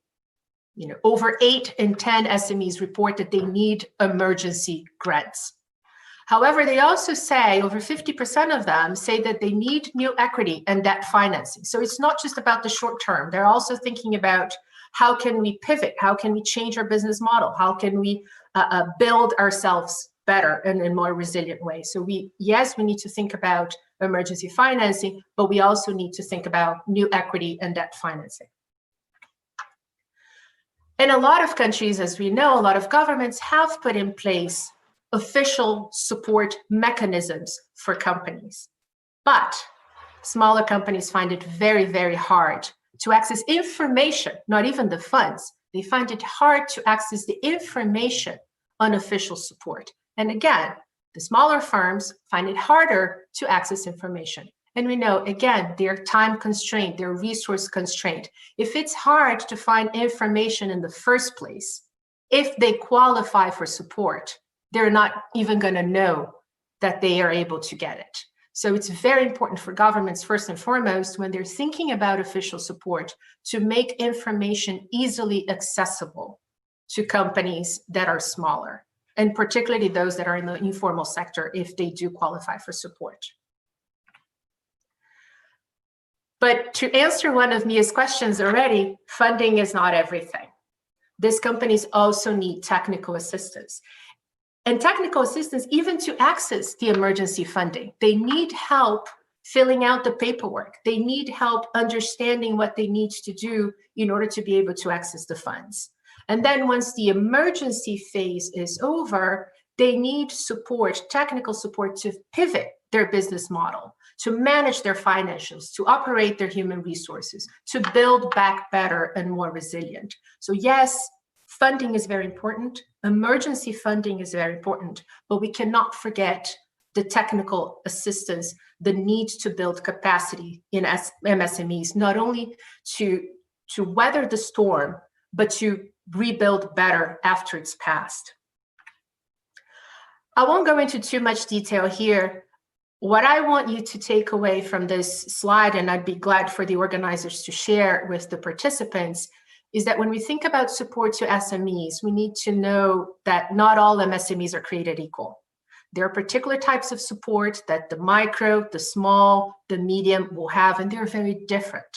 And two things I would call attention to are a lot of these companies, the smallest ones, they might not even qualify for government support because they are in the informal sector. So we also need to think about those companies that are not formalized and how they're faring. And we know, again, that the most vulnerable tend to be micro companies. So companies led by women tend to be micro if they're informal. Even if there is government support, they might not even be able to access it. So we need to think about, again, the bottom of the pyramid. So let me conclude with 5 takeaways. Lack of finance is one of the main barriers to MSME competitiveness in developing countries in general, COVID or no COVID. Now, with COVID, access to short-term financing has risen in importance. But again, let's not forget about the long term. Particular attention should be paid to women-led businesses, and not only in the hard-hit sectors. As I mentioned, women-led companies are suffering more, even in those sectors that are not the most affected by COVID. Fourth, MSMEs need more than financial support. They need technical assistance that can help them become more resilient and more competitive and adapt to the new market conditions that are going to emerge after COVID. And finally, the support, whether technical or financial, should be tailored to the different types of businesses. Not all MSMEs are created equal. And I'll stop here for the next speaker. Thank you, Mia. Thank you so much, Barbara. I think you have already set us on a fantastic, direction in teasing out those issues that I mentioned. And I think what is very clear from your presentation is that the SMEs, while they are not all the same, but they do in general share the common issues in so many areas that are the same across the globe and the region. This is not comforting. This is not something to seek comfort from, but it's surprising because it seems that the level of development of a country does not ascertain the solution immediately to it, right? But of course, informality and all these other issues that are more sort of a familiar feature in a developing economy makes things much worse. So to go further and to zoom into the more sort of a national level of issues and diagnostic of what is happening in particular countries, I will now turn to two speakers in the following order. I will first turn to Kun Vimankan Kosumas. Sorry for a little bit of mispronunciation there. My good friend, Deputy Director of the Office of Small and Medium Enterprise Promotion in Thailand, or as it is known, OSMEP. She will introduce us to the issues that are present in Thailand, and hopefully also Kun Vimankan to some solutions that we can share with others as well. Thank you. Floor is yours. Thank you very much, Mia. And, good afternoon, everybody. First of all, I'm sorry. I just learned that in our building, they're going to have a fire alarm drill anytime. So if that happens, I'll just switch off myself and another speaker can take over, and then I come back later because I don't know when it's going to happen. And thank you very much, Mia and Barbara, for giving such a wonderful overview of what is challenging our MSME across the region.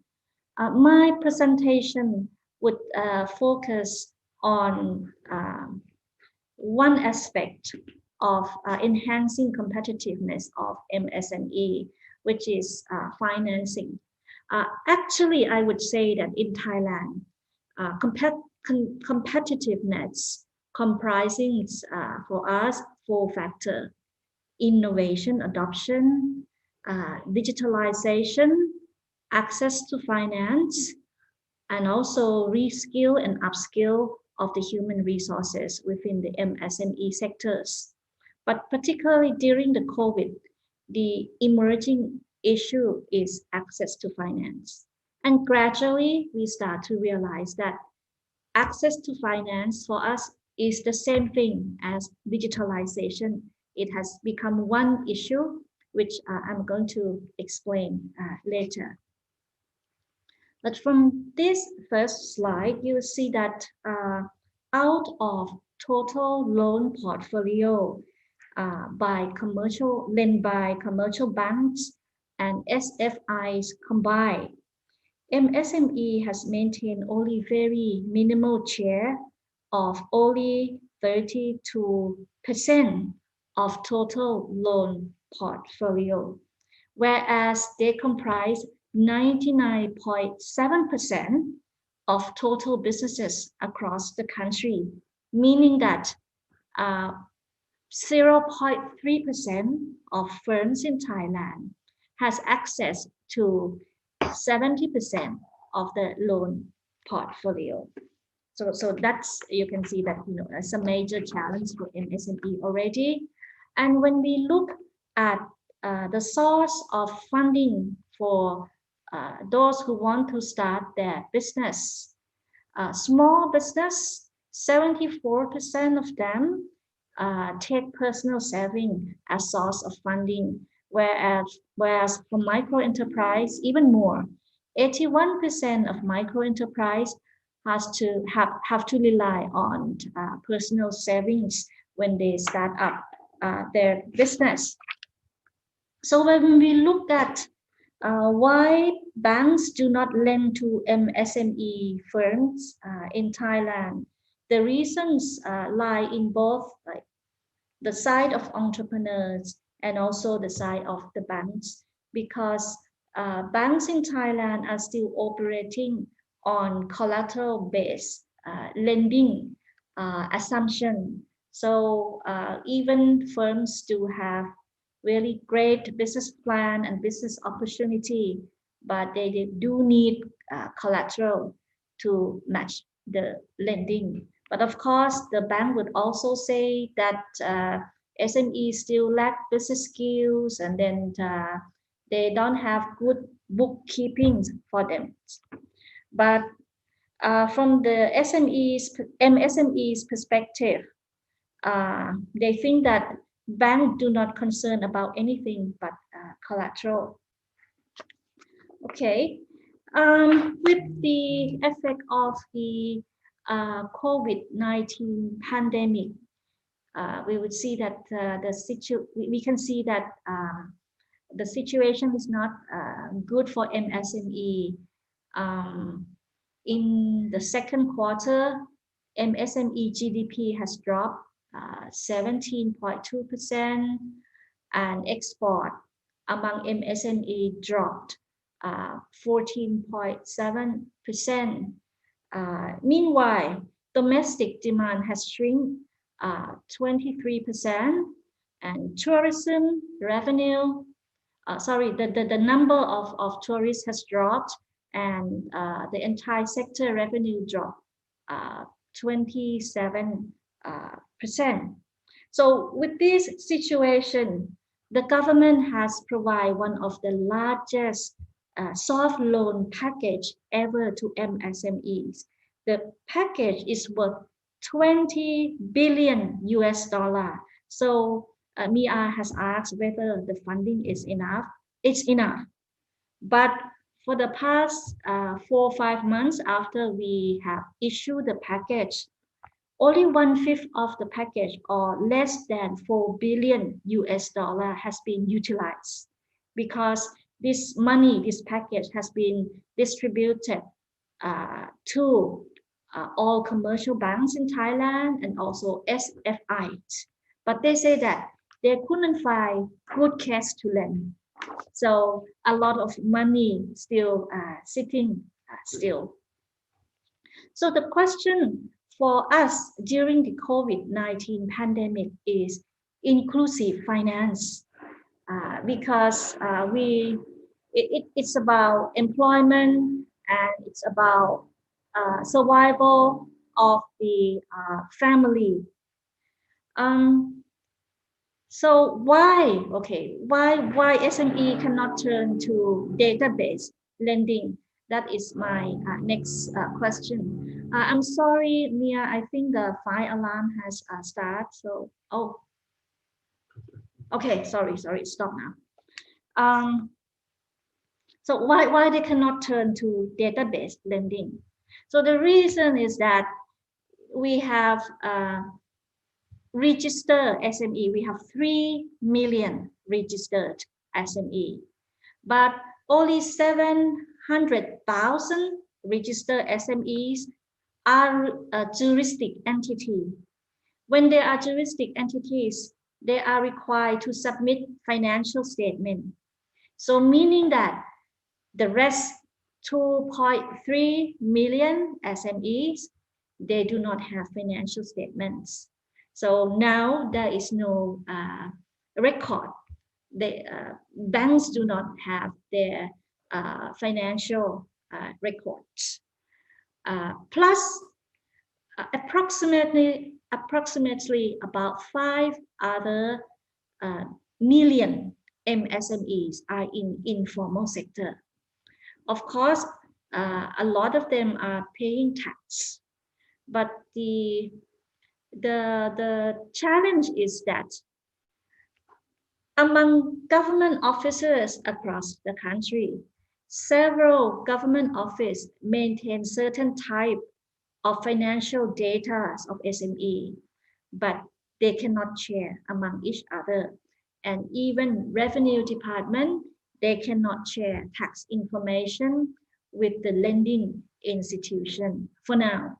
So many have thought that Thailand is quite a strong state country, but not strong enough to convince all government officers to share their credit information or financial information of MSMEs. Then we have to think about next step, digitalization. The other way for us to have like financial footprint of our MSME firms is if they are involved in e-payment, e-invoicing, and then e-tax invoice. The government has tried very hard to induce MSME to engage in certain type of digitalization. For example, we have just announced that this year, the government will set aside 30% of government procurement budget, which is about $4 billion to MSME only. But so far, you won't believe that only 400 MSME register to be qualified for government procurement out of fear that tax officials can follow their footprint. So this has become a headache for government officials. During COVID period, we have grant out soft loan, we have grant so many incentives, but those who are in informal sectors are not willing to come in, and then they are not eligible for loans or for financial assistance.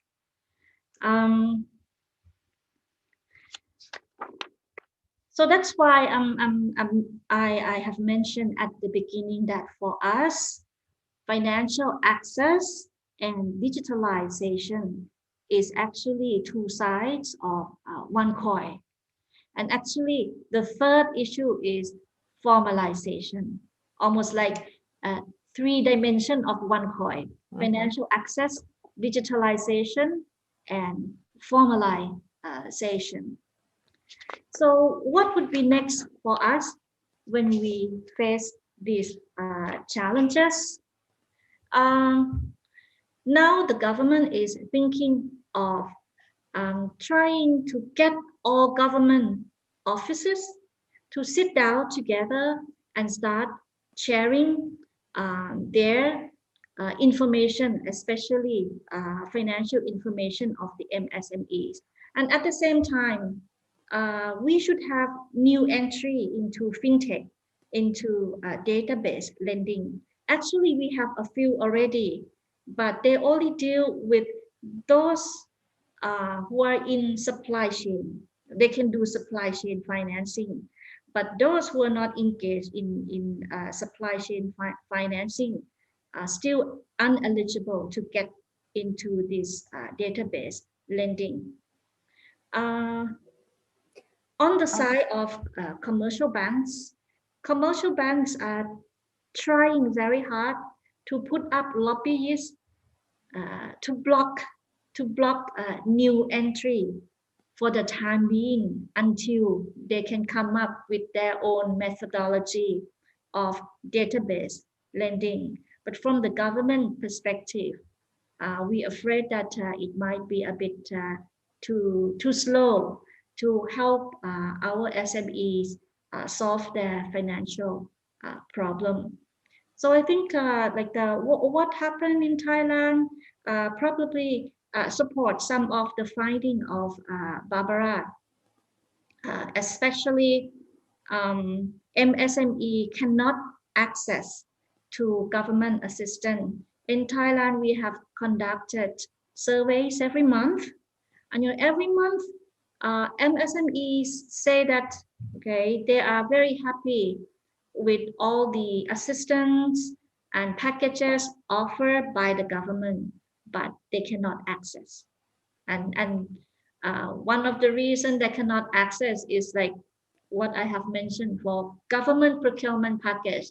They are not willing to come because of taxation. But aside from that, psychological barrier as well. Our survey has found that a lot of micro enterprises and small enterprises, they're not confident or they don't believe at all that they can access government procurement or they can ever understand all the documents that they need to read and they need to fill out before they can access government procurement. So this is the first year that we have a government procurement program for our MSME. So we believe that during the time that demand is shrinking internationally and domestically, we have to work very hard in inducing our SME to reap the benefit from this huge package of government procurement. Thank you, Kun Viman Khan. I think we will have to stop here if you don't mind. I think you have opened so many interesting questions, which I think resonate probably also in other countries, but it will be interesting to find out from South Asia. But let me come back to you later on with respect to going a little bit deeper into this connection between these trilateral issues of digitalization, amount of finance, and actually informality, which seems to be locking in the situation and not providing any way out. So thank you very, very much. If I may now move to the founder and the president of the Small Enterprise Chamber of Commerce in India, Mr. Chandrakant Salunke. Could you please reflect on the issues that have been discussed so far in the session from the perspective of India? Okay. Thank you. So thank you for me having on this platform. First of all, let me give you the glance about particularly how the SME is, taking a birth. Because most of the time we always, think about, the starting a business.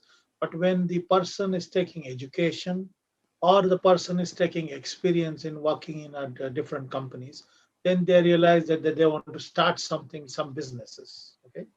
And through that, they start a small business, they start a consultancy business, or they start manufacturing business. While they're starting a business, they adopt the entrepreneurial leadership qualities. The entrepreneurial leadership qualities, are emphasizing on the running the business, operating the business, planning the business, developing the business, and taking a growth of business. And most of the time, they focus more on the employment generation. Employment, while they are doing the employment generation, they are adopting the engineering, because two, Barbara and the other fellow panelists, they have showcased the what are the lacking, what are the issues and problems in the SME sector.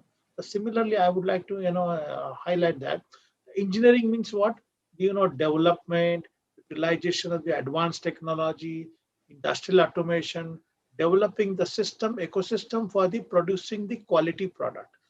They slowly they convert their ideas into going for the global market.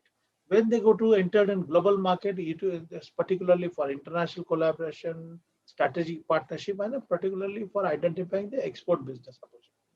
When they start export business opportunity, they realize that SME sector realize that now we should convert our business point or business activity into e-commerce, because nowadays everybody is using e-commerce. They converted their website into e-commerce system.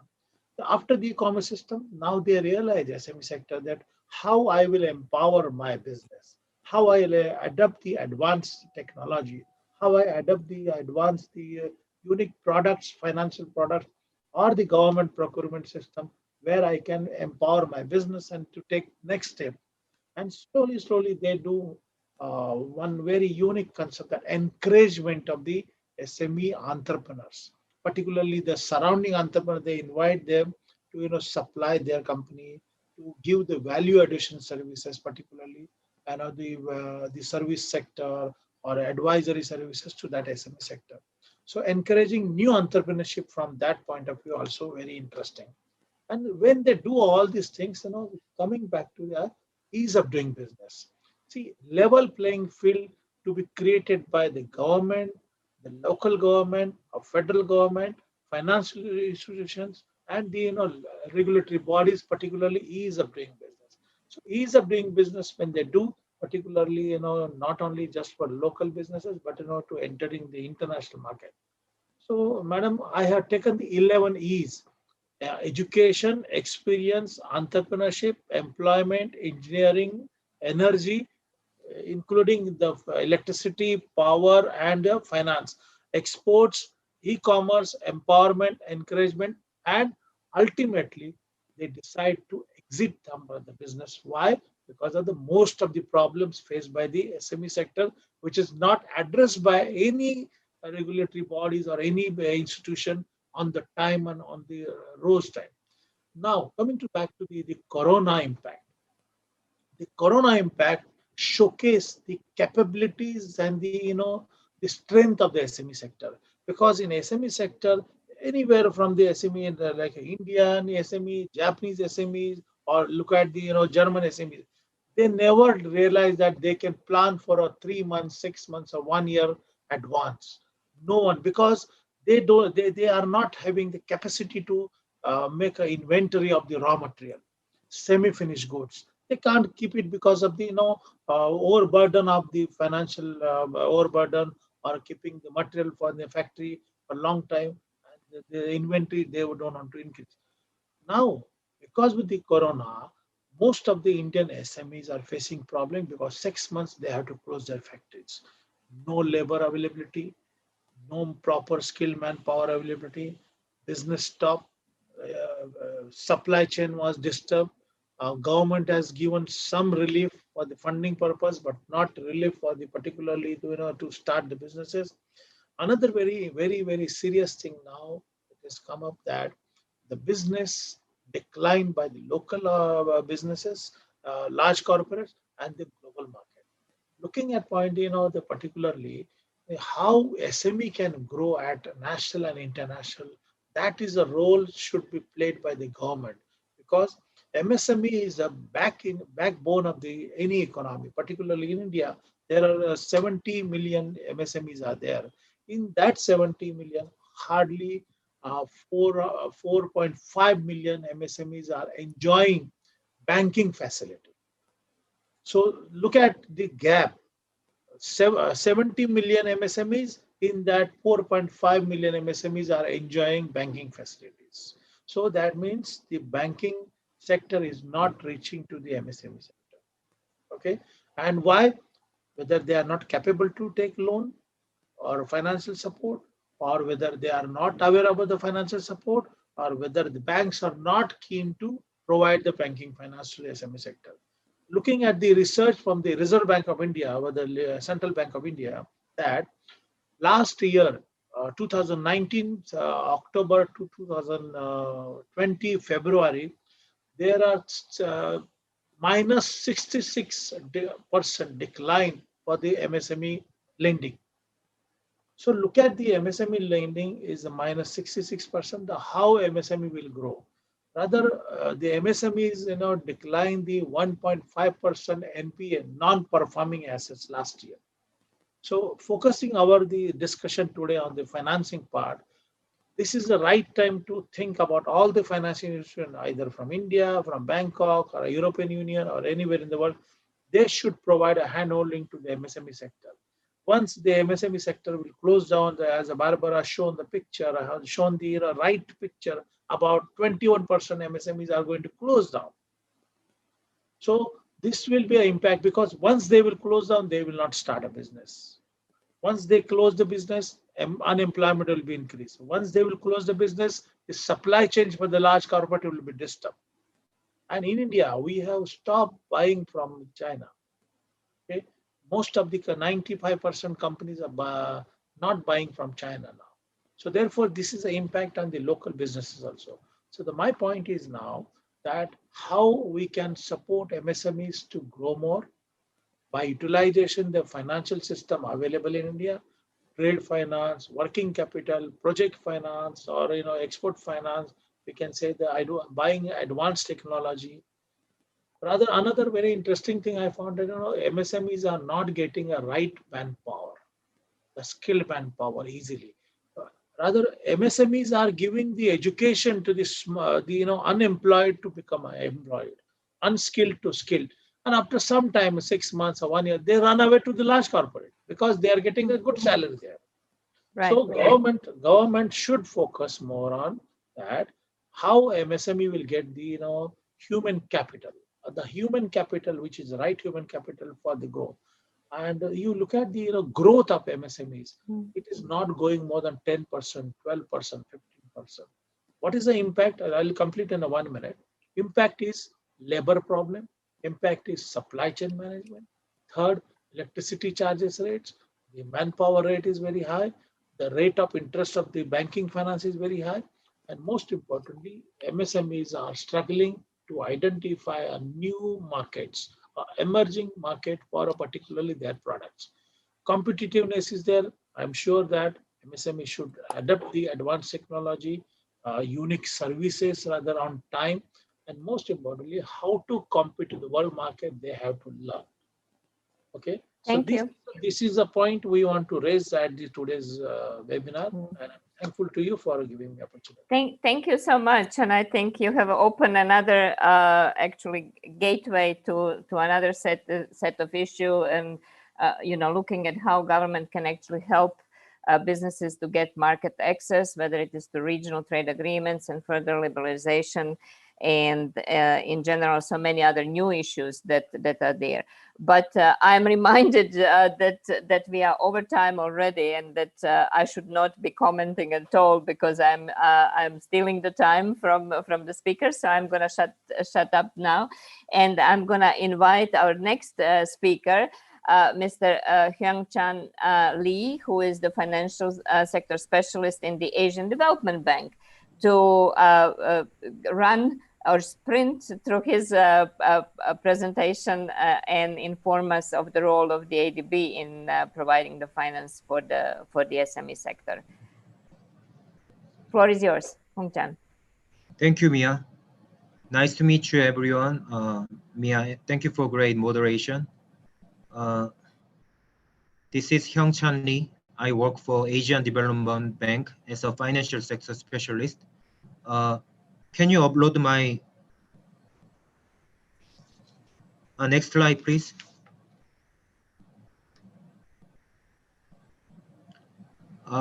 Today's presentation is mainly consists of three areas. First is to identify what is the challenges for SMEs and financing gap. And second is to find successful actual measures, how to tackle this financing gap for SMEs. And last is to share how ADB has supported SME financing so far. Next slide, please.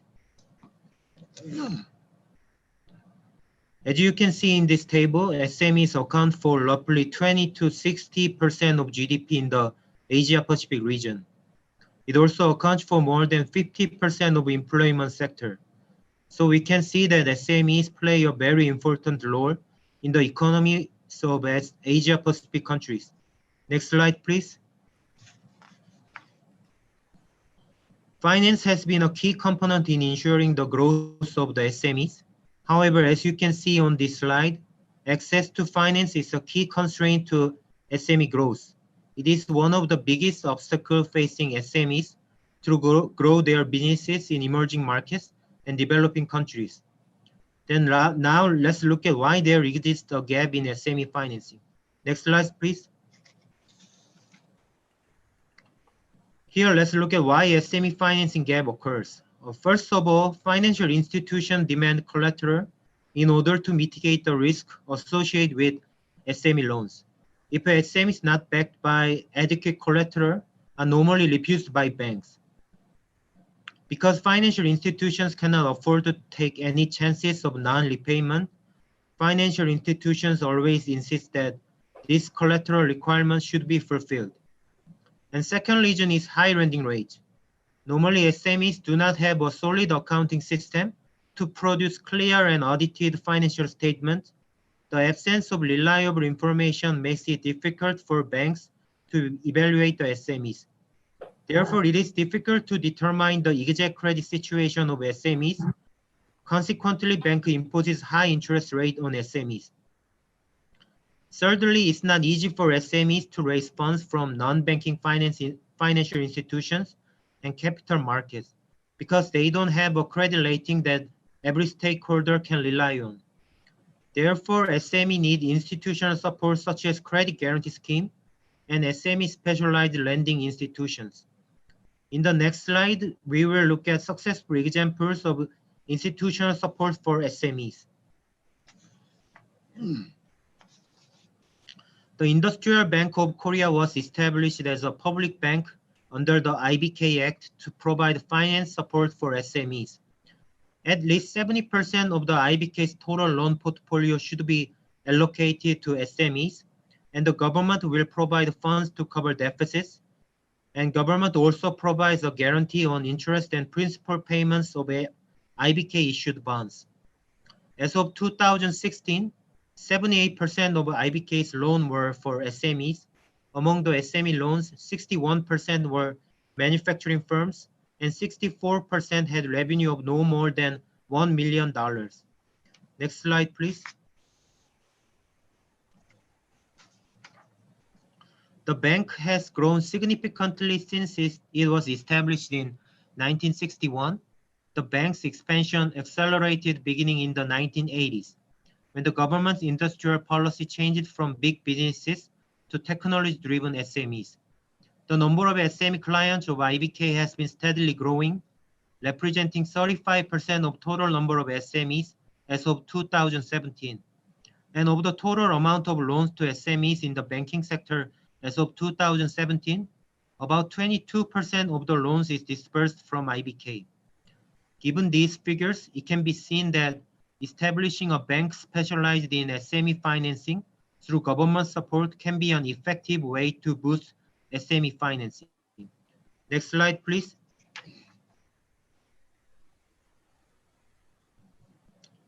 The next option I'm going to talk about is to establish a credit guarantee fund to provide guarantees to banks to finance for SMEs. This is the structure that allows SMEs in need of financing to receive funds from bank. Let's take a closer look at this in the next slide.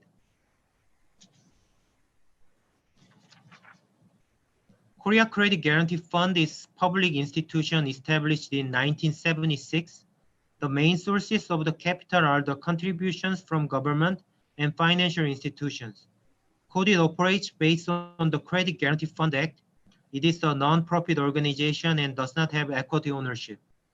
KODIT's supervisory agency is Ministry of Finance in Korea. In the next slide, let's look at how KODIT contributed to SME financing in Korea. Around 1/3, which is 3.6 SMEs in Korea, are KODIT's guarantee beneficiary. And KODIT's guaranteed loan takes 14% of total SME loans in Korea. Also, KODIT has an effective tool in providing liquidity for SMEs during the emergency situation like COVID-19. Combining the following points, we can see that credit guarantee scheme is a useful tool for SMEs. Lastly, let's look at how ADB is contributing to SME financing. Next slide, please.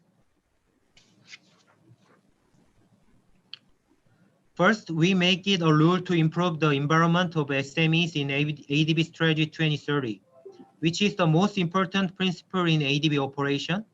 The specific principle is addressing remaining poverty and reducing inequalities. Secondly, in ADB's financial sector operation plan, we make it as a basic principle to promote financial inclusion for the underserved and SMEs. Under these big principles, we support SMEs through means such as financing, knowledge, and capacity building. So let's look at how ADB has been supporting SMEs. Next slide, please. During the period 2005 to 2017, ADB provides support for 25 ADB developing member countries. In terms of financing, sovereign operations account for $2.4 billion, which is 45% of SME operations, and non-sovereign operations accounted for $2.9 billion, which is 55% of SME operations. Almost 50% of operations address gender issues to promote women-led SME portfolio. In one of 7 principles of ADB 2030, there exists one principle about accelerating progress in gender equality. It is a mandatory principle to consider gender issues in every single project implemented by ADB. This is an issue that must be considered when reviewing the new project. Next slide, please. So now let's look at specific examples to see how ADB is supporting SMEs. Through the technical assistance called Asia SME Finance Monitor, ADB increased awareness and understanding on financial and non-financial conditions of SMEs. Also, ADB provided comparative data on SMEs and SME finance for policymakers in Asian DMCs. The next project is a case of supporting SMEs using Mongolia's Credit Guarantee Agency. Next slide, please. Mongolia is a mining-dependent economy with 90% of SMEs having difficulties to access to banking. Credit Guarantee Fund of Mongolia established in 2012, but quite limited in capacity. So ADB's $60 million loan lent to Credit Guarantee Fund of Mongolia and deposited to designated bank. It will be used for SME lending up to 5 years with guarantee. To elaborate, loan funds will be used by Credit Guarantee Fund of Mongolia to place time deposit into approved banks, which will be partially support their funding to new loans issued a credit guarantee. This project is also targeted to support women-led SMEs and SMEs in rural areas. Next slide, please. As you have seen in the basic principle and project cases earlier, ADB supports SMEs in various ways. Furthermore, we will continue to provide appropriate support for SMEs in developing countries through one ADB approach in cooperation with sovereign operation and non-sovereign operation. I will wrap up my presentation here, and thank you so much for listening to my presentation. Thank you. Thank you so much, Hong-chan. And I think you know, there are lessons to be learned, perhaps from the banking sector in Thailand, from the experiences in Korea and operations of the guarantee scheme, which we can explore later. But let me now turn to Jennifer Buckley, who is the Senior Managing Director of the Small Enterprise Assistance Fund, to wrap up this set of presentations and interventions. And she will come specifically from the position of you know, women's empowerment and using fintech and digital finance. I hope, Jennifer, you can focus on that a little bit, on how to improve the status of women in small enterprises. So Jennifer, the floor is yours. Thanks, Mia, and thanks everyone for giving me the opportunity to speak to you. I'm not sure how much I can talk about fintech and digital finance, except to say we've been looking at different solutions there as we see the challenges being faced by the entrepreneurs across Southeast Asia during COVID. Just to give a little bit of background on SEEF, just to put this, these few slides in some context. We are a global impact investing firm who have been around for 30 years, who has always focused on its mission of supporting local communities through entrepreneurship-led investing. So today in the portfolio, we have around 200 entrepreneurs we're working with around the world, and the issues I will be talking about today are similar no matter what region the entrepreneurs are working in. As Mia alluded to, from a SEEF perspective, I lead our women's economic empowerment work. When we think about supporting women, I just wanted to highlight that we not only look at businesses that are led by women, we're also very much focused on those sectors of the economy that are employing a lot of women and supporting those businesses to improve the quality of jobs, and also look at challenges for women around not necessarily getting the access to products and services that they need and want. And finally, we have a belief that if we want to see an improvement in capital being mobilized into women and see the support for businesses supporting women around the world, it is going to be critical for us to build role models in regard to entrepreneurs that others can follow. And those role models are very much about finding business leadership that are really thinking about gender equality and diversity holistically and developing their business. Now, I think many of the panelists have talked about, you know, the challenges being faced by entrepreneurs around the world today. And from the perspective of SEEF, what we find is access to capital is an issue from the perspective of businesses supporting women, but it isn't the only issue. And in many ways, what I wanted to talk to you about on this slide, which has been alluded to by the other panelists, is all the other things we need to be doing with these SMEs to ensure that these businesses can be built. And when we're in a crisis situation, as we've faced in the last 9 months, that the entrepreneurs are equipped to really get through this crisis and recover. And if you look at the different aspects that an entrepreneur is dealing with day to day and building their businesses, there are these challenges around building out their leadership teams, getting access to the human capital they need. Very much what it has been alluded to a lot with regard to the access to financing challenges. If these SMEs don't have the financial and risk controls in place, they are really not going to be able to tackle the financial system in the way we expect. And even if we have fintech solutions out there and digital solutions. In the end, we do need to build that kind of foundation in the businesses and help build the entrepreneurs' awareness very early on that is something they need to be thinking about within their business.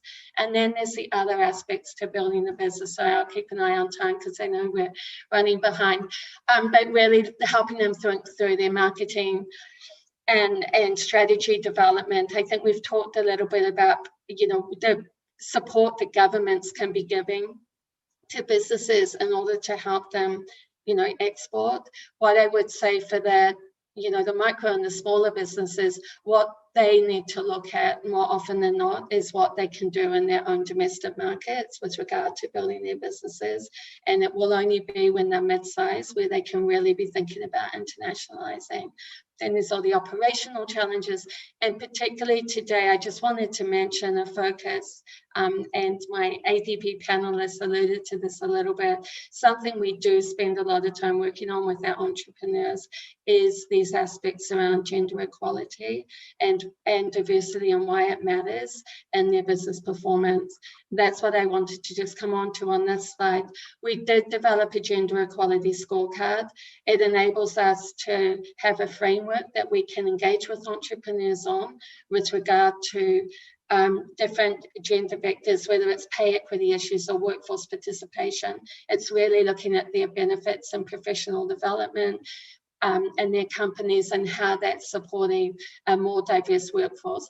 Now, why does it matter? Because of some of the comments that my panelists from India mentioned, we need to ensure that these SMEs are keeping their workforce and, really thinking about what we've seen within our portfolio is when the entrepreneurs are thinking about these issues, it is leading to them having lower turnover. It's leading them to have a more motivated workforce, to be able to attract and retain talent. All of these things are really important for these SMEs as they're building for the future. Now, coming on just a little bit, I wanted to sort of give a perspective of the day, what it's been like for an entrepreneur going through COVID, a woman entrepreneur in this environment. But the sort of issues that our portfolio have been facing, they haven't come from a particular sector. In the specific portfolio we have in Southeast Asia, we have a hospital, we've got a bakery business, we've got an egg tech company, a business focused on personal care, food. And the one in the bottom right, I do want to highlight this because we specifically invested in this company in Southeast Asia because of the challenges I was talking about earlier and my fellow panelists have alluded to on this challenge around how can we ensure the SMEs have access to the advisory support they need from an accounting system perspective and a tax system perspective. And many of these markets, even for the SMEs to really be filling in, even if they were looking to be compliant with regard to the tax system, which, I think we've heard from others that there are challenges in the way the SMEs think about that within their countries. We actually need to support them to get up the learning curve in that area, and we need to offer these digital solutions and really look at cloud accounting systems. In the COVID environment, any SME that was relying on physical records, and many of them were, when like Philippines was a case in point, when their lockdown happened in Manila, and it happened so quickly, the SMEs were locked out of their offices, and unless they broke curfew, they couldn't get access to the books and records. So it didn't matter what support the government put in place with regard to financial support. They couldn't make those applications because they couldn't access the records they need to complete those applications. And what we did see is in that environment, not just in Philippines, but across the region, is a lot of the government support was flowing through the financial system. That's where the governments were trying to provide their access to capital. But as Barbara alluded to, many of the women SMEs do not have access to those commercial banking networks. They don't have access to the specialized financing networks. The relationships aren't there. So a lot of that funding was going to more the mid-sized SMEs where the banks had the existing relationships and they felt comfortable on these issues around business leadership and access to collateral. And, so that, Mia, I think, is where we were looking at, how can we find other mechanisms to be providing funding to the SMEs outside of that traditional banking system. And on the C side, we work with DFC to put a specialized emergency loan finance solution in place so that we could be directly lending to SMEs and providing some of that working capital support. But unfortunately, that facility is a drop in the ocean for the global need that's out there. Now, what I would say, from a policy perspective, as you're thinking about policy, when the SMEs were getting faced with a crisis, from a business support perspective, as alluded to on the other slide, there's a lot of different aspects to the businesses that we're working on with these entrepreneurs on a day-to-day basis as a shareholder in these businesses. So we're coming into these businesses as a long-term partner. But when it came to crisis management, we needed to take quick decisions with these SMEs. If we weren't thinking about ways to lower the cash outflow in the business within the first month or two, that was really putting the business at risk as to their survival. And what we did in our portfolio is we got all of the entrepreneurs together in these companies and we had them talking to each other about how they were all dealing with, whether it was in the Philippines or in Indonesia or in Vietnam, the things that they were doing within their business to try and make it through. And that was problem solving together, and see very much is a big supporter of getting the entrepreneurs to be helping each other, because there's no better person to really be teaching entrepreneurs about what they can do in their business and be listened to than other entrepreneurs. Finally, I just wanted to cover off very quickly a case study of Bo. Bo is a woman's-led business. The founder is 28 years old. She had to leave Indonesia during the emerging markets crisis. She moved to New Zealand. She had the benefit of being able to access secondary and tertiary education in New Zealand, and then she got trained in culinary skills and became a pastry chef from some of the leading schools in the world, then came back to Jakarta 4 years ago. And she wanted to make a difference to the quality of bread products that Indonesians are eating. So she set up a bakery business. Now, since we've invested with her, we've been working with her on really putting all of the IT systems in place to make sure the sales systems were integrated to the manufacturing systems to ensure that she could access daily information on KPIs, what was happening with her inventory, what products were being sold. At the same time, we were working to move to a central production facility and move the manufacturing outside of the retail stores that she had in place. We've also been working to build out the wholesale side of the business. There's a lot that's been going on with this company, and then COVID hit in March, and we hadn't even been able to move to the central production facility. So for this entrepreneur, she had her retail location shut down. She was able to continue to support some wholesale, but the reality is 90% of her wholesale clients were shut down during the lockdown. And then once the lockdown was lifted in Jakarta, I would say a third of those businesses didn't make it through the crisis. So we're really seeing the effects through this business on the F&B industry. But what mattered to her, the reason why this company could make it through the crisis, is she had access to the financial information. She had a good understanding of her cost structure. She could quickly figure out what costs she could reduce or how she could delay costs. On a daily basis, she could understand what products were being sold and ensure that her manufacturing was being pivoted and make the adjustments. So she had the benefit of a lot of those foundational things that we put in place in the previous 6 months of investment for her to be able to manage this business through a crisis. And, you know, going into the end of the year, there's a lot of additional work she's doing to pivot her business model.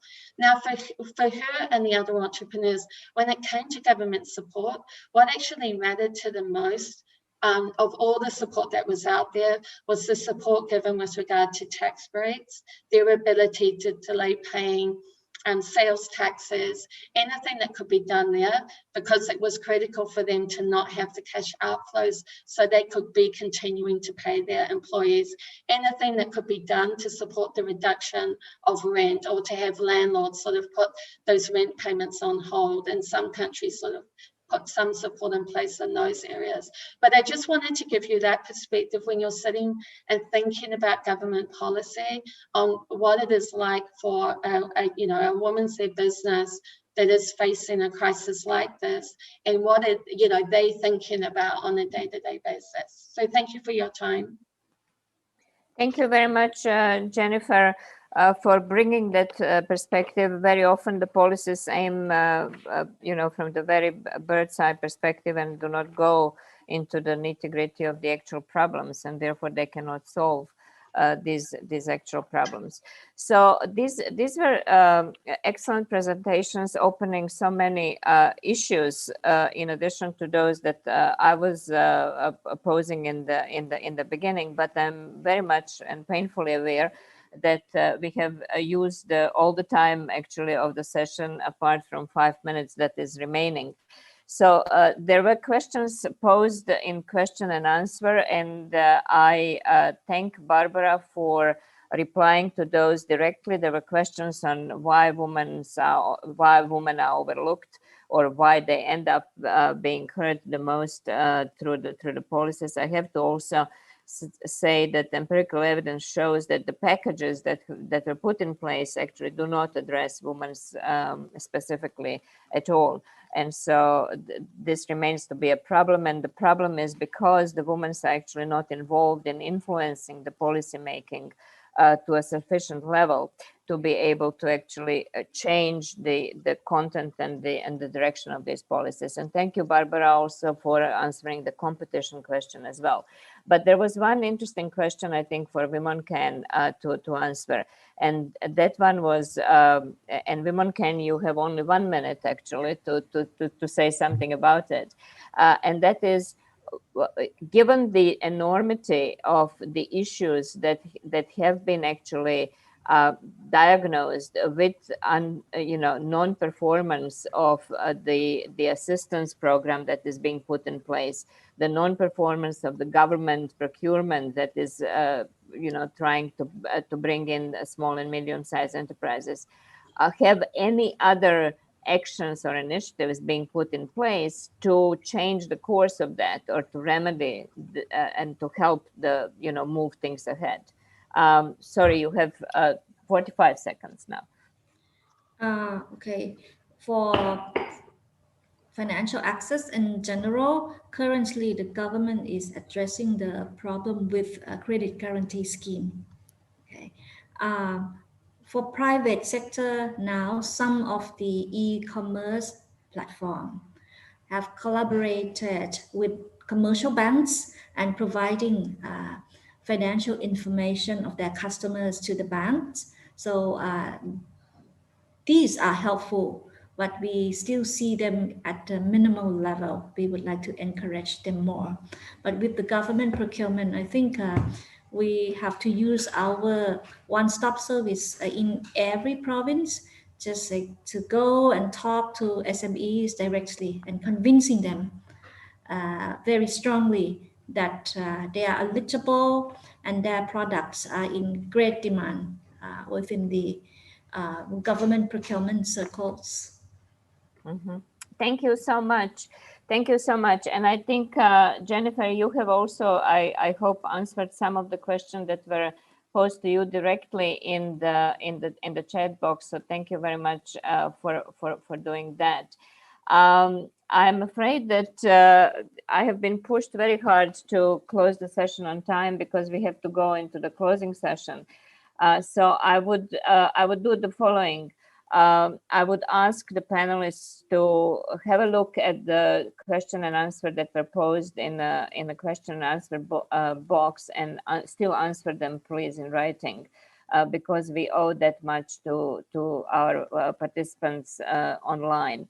And I think the questions were very interesting because they were really going a little bit further from the traditional approach here, and asking what are the alternative financing mechanisms, and how can we actually change this reliance on formal banking system and using only that direction in providing not only short-term response, emergency response, but actually the financing that would qualitatively be different, and taking these enterprises on the journey to the building back better, because they will be getting a sort of more sustained support from these alternative mechanisms, and support that would aim to really address the weak or the weakest points in this sector. And I think because much of the focus was on women, I think we have actually managed to tease out the dimensions of what are the problems when we still deal with women entrepreneurs, as it was highlighted in a number of panelists' presentations. And I think just changing the mindset and putting a little bit more of political will into addressing this issue would also help, because it would change the dynamism of decision-making process. So in this, let me be fair to the panelists and give 30 seconds each to close the session with one single keyword or a 3 to 5 words message that our participants sitting on the other side of the screens would take away from this session. And in doing that, I really thank you for being wonderful panelists and fellows in this session. So let me start in the same order as we started the session. Barbara, first, your 3-word or 5-word summary. Say business support institutions. That's the missing middle. Okay. So support them to channel the funds to SMEs. Very good. Thank you so much. Vimon Khan, if you are still there and not in the fire drill, 3 to 5 words from you.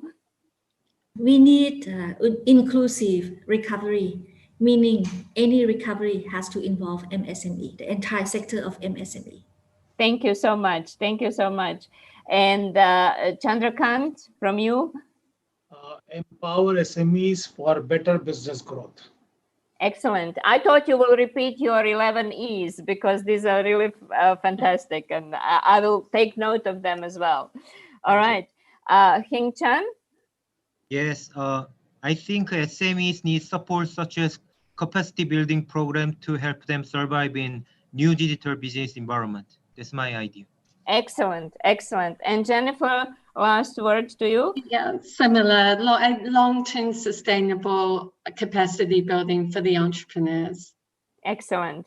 So we have taken the note of all of this. This is being recorded and it will be put in our report, and we'll definitely share it to those institutions and the governments and decision makers that need to hear these messages. So thank you very much for being very clear and on the point, and I cannot thank you more. I do have one special request. So if we can just stay like this on camera, so that we can have one sort of a social media memorandum here. Thank you. 1, 2, 3 for the speakers. Thank you. And then secondly, many participants have asked to get access to your presentations. So I hope you will give us permission to share them as they have been submitted to us, because the demand is really huge for those, because they really contain very useful information. So thank you very much for preparing those, and stay well, stay healthy, stay working with us, because you are doing a service to the small and medium-sized sector throughout Asia Pacific and wider. So thank you so much. Thank you. Thank you very much. For Thank the you. bye-bye. All the best. Thank Bye. Bye. Bye. Thank you, everyone, for your wonderful participation at the breakout session 4. The closing session will begin in approximately 1 minute. So I do encourage you to head over there by clicking the link that I've just pasted into the chat. You can also go to the closing session by opening up your PDF participant guide, which you received in your email. See you there. We're excited to wrap up the day together and share the learnings that we've had from all of today's sessions and the wonderful panelists who have shared their experiences with us. This room will remain open until the closing session begins, so that you always know how to transition. I will be here in case you need support in transitioning over. Thank you very much. Just one question. Where will you post the presentation on the website? I have not discussed that yet with Mark, so okay. we can. We will announce it. Okay, great. Yeah, Thank we you. will announce it. Okay, Thanks, thank Mia. you. Thank you. Bye-bye. Thank you. Heading off there. See you. Bye. Bye.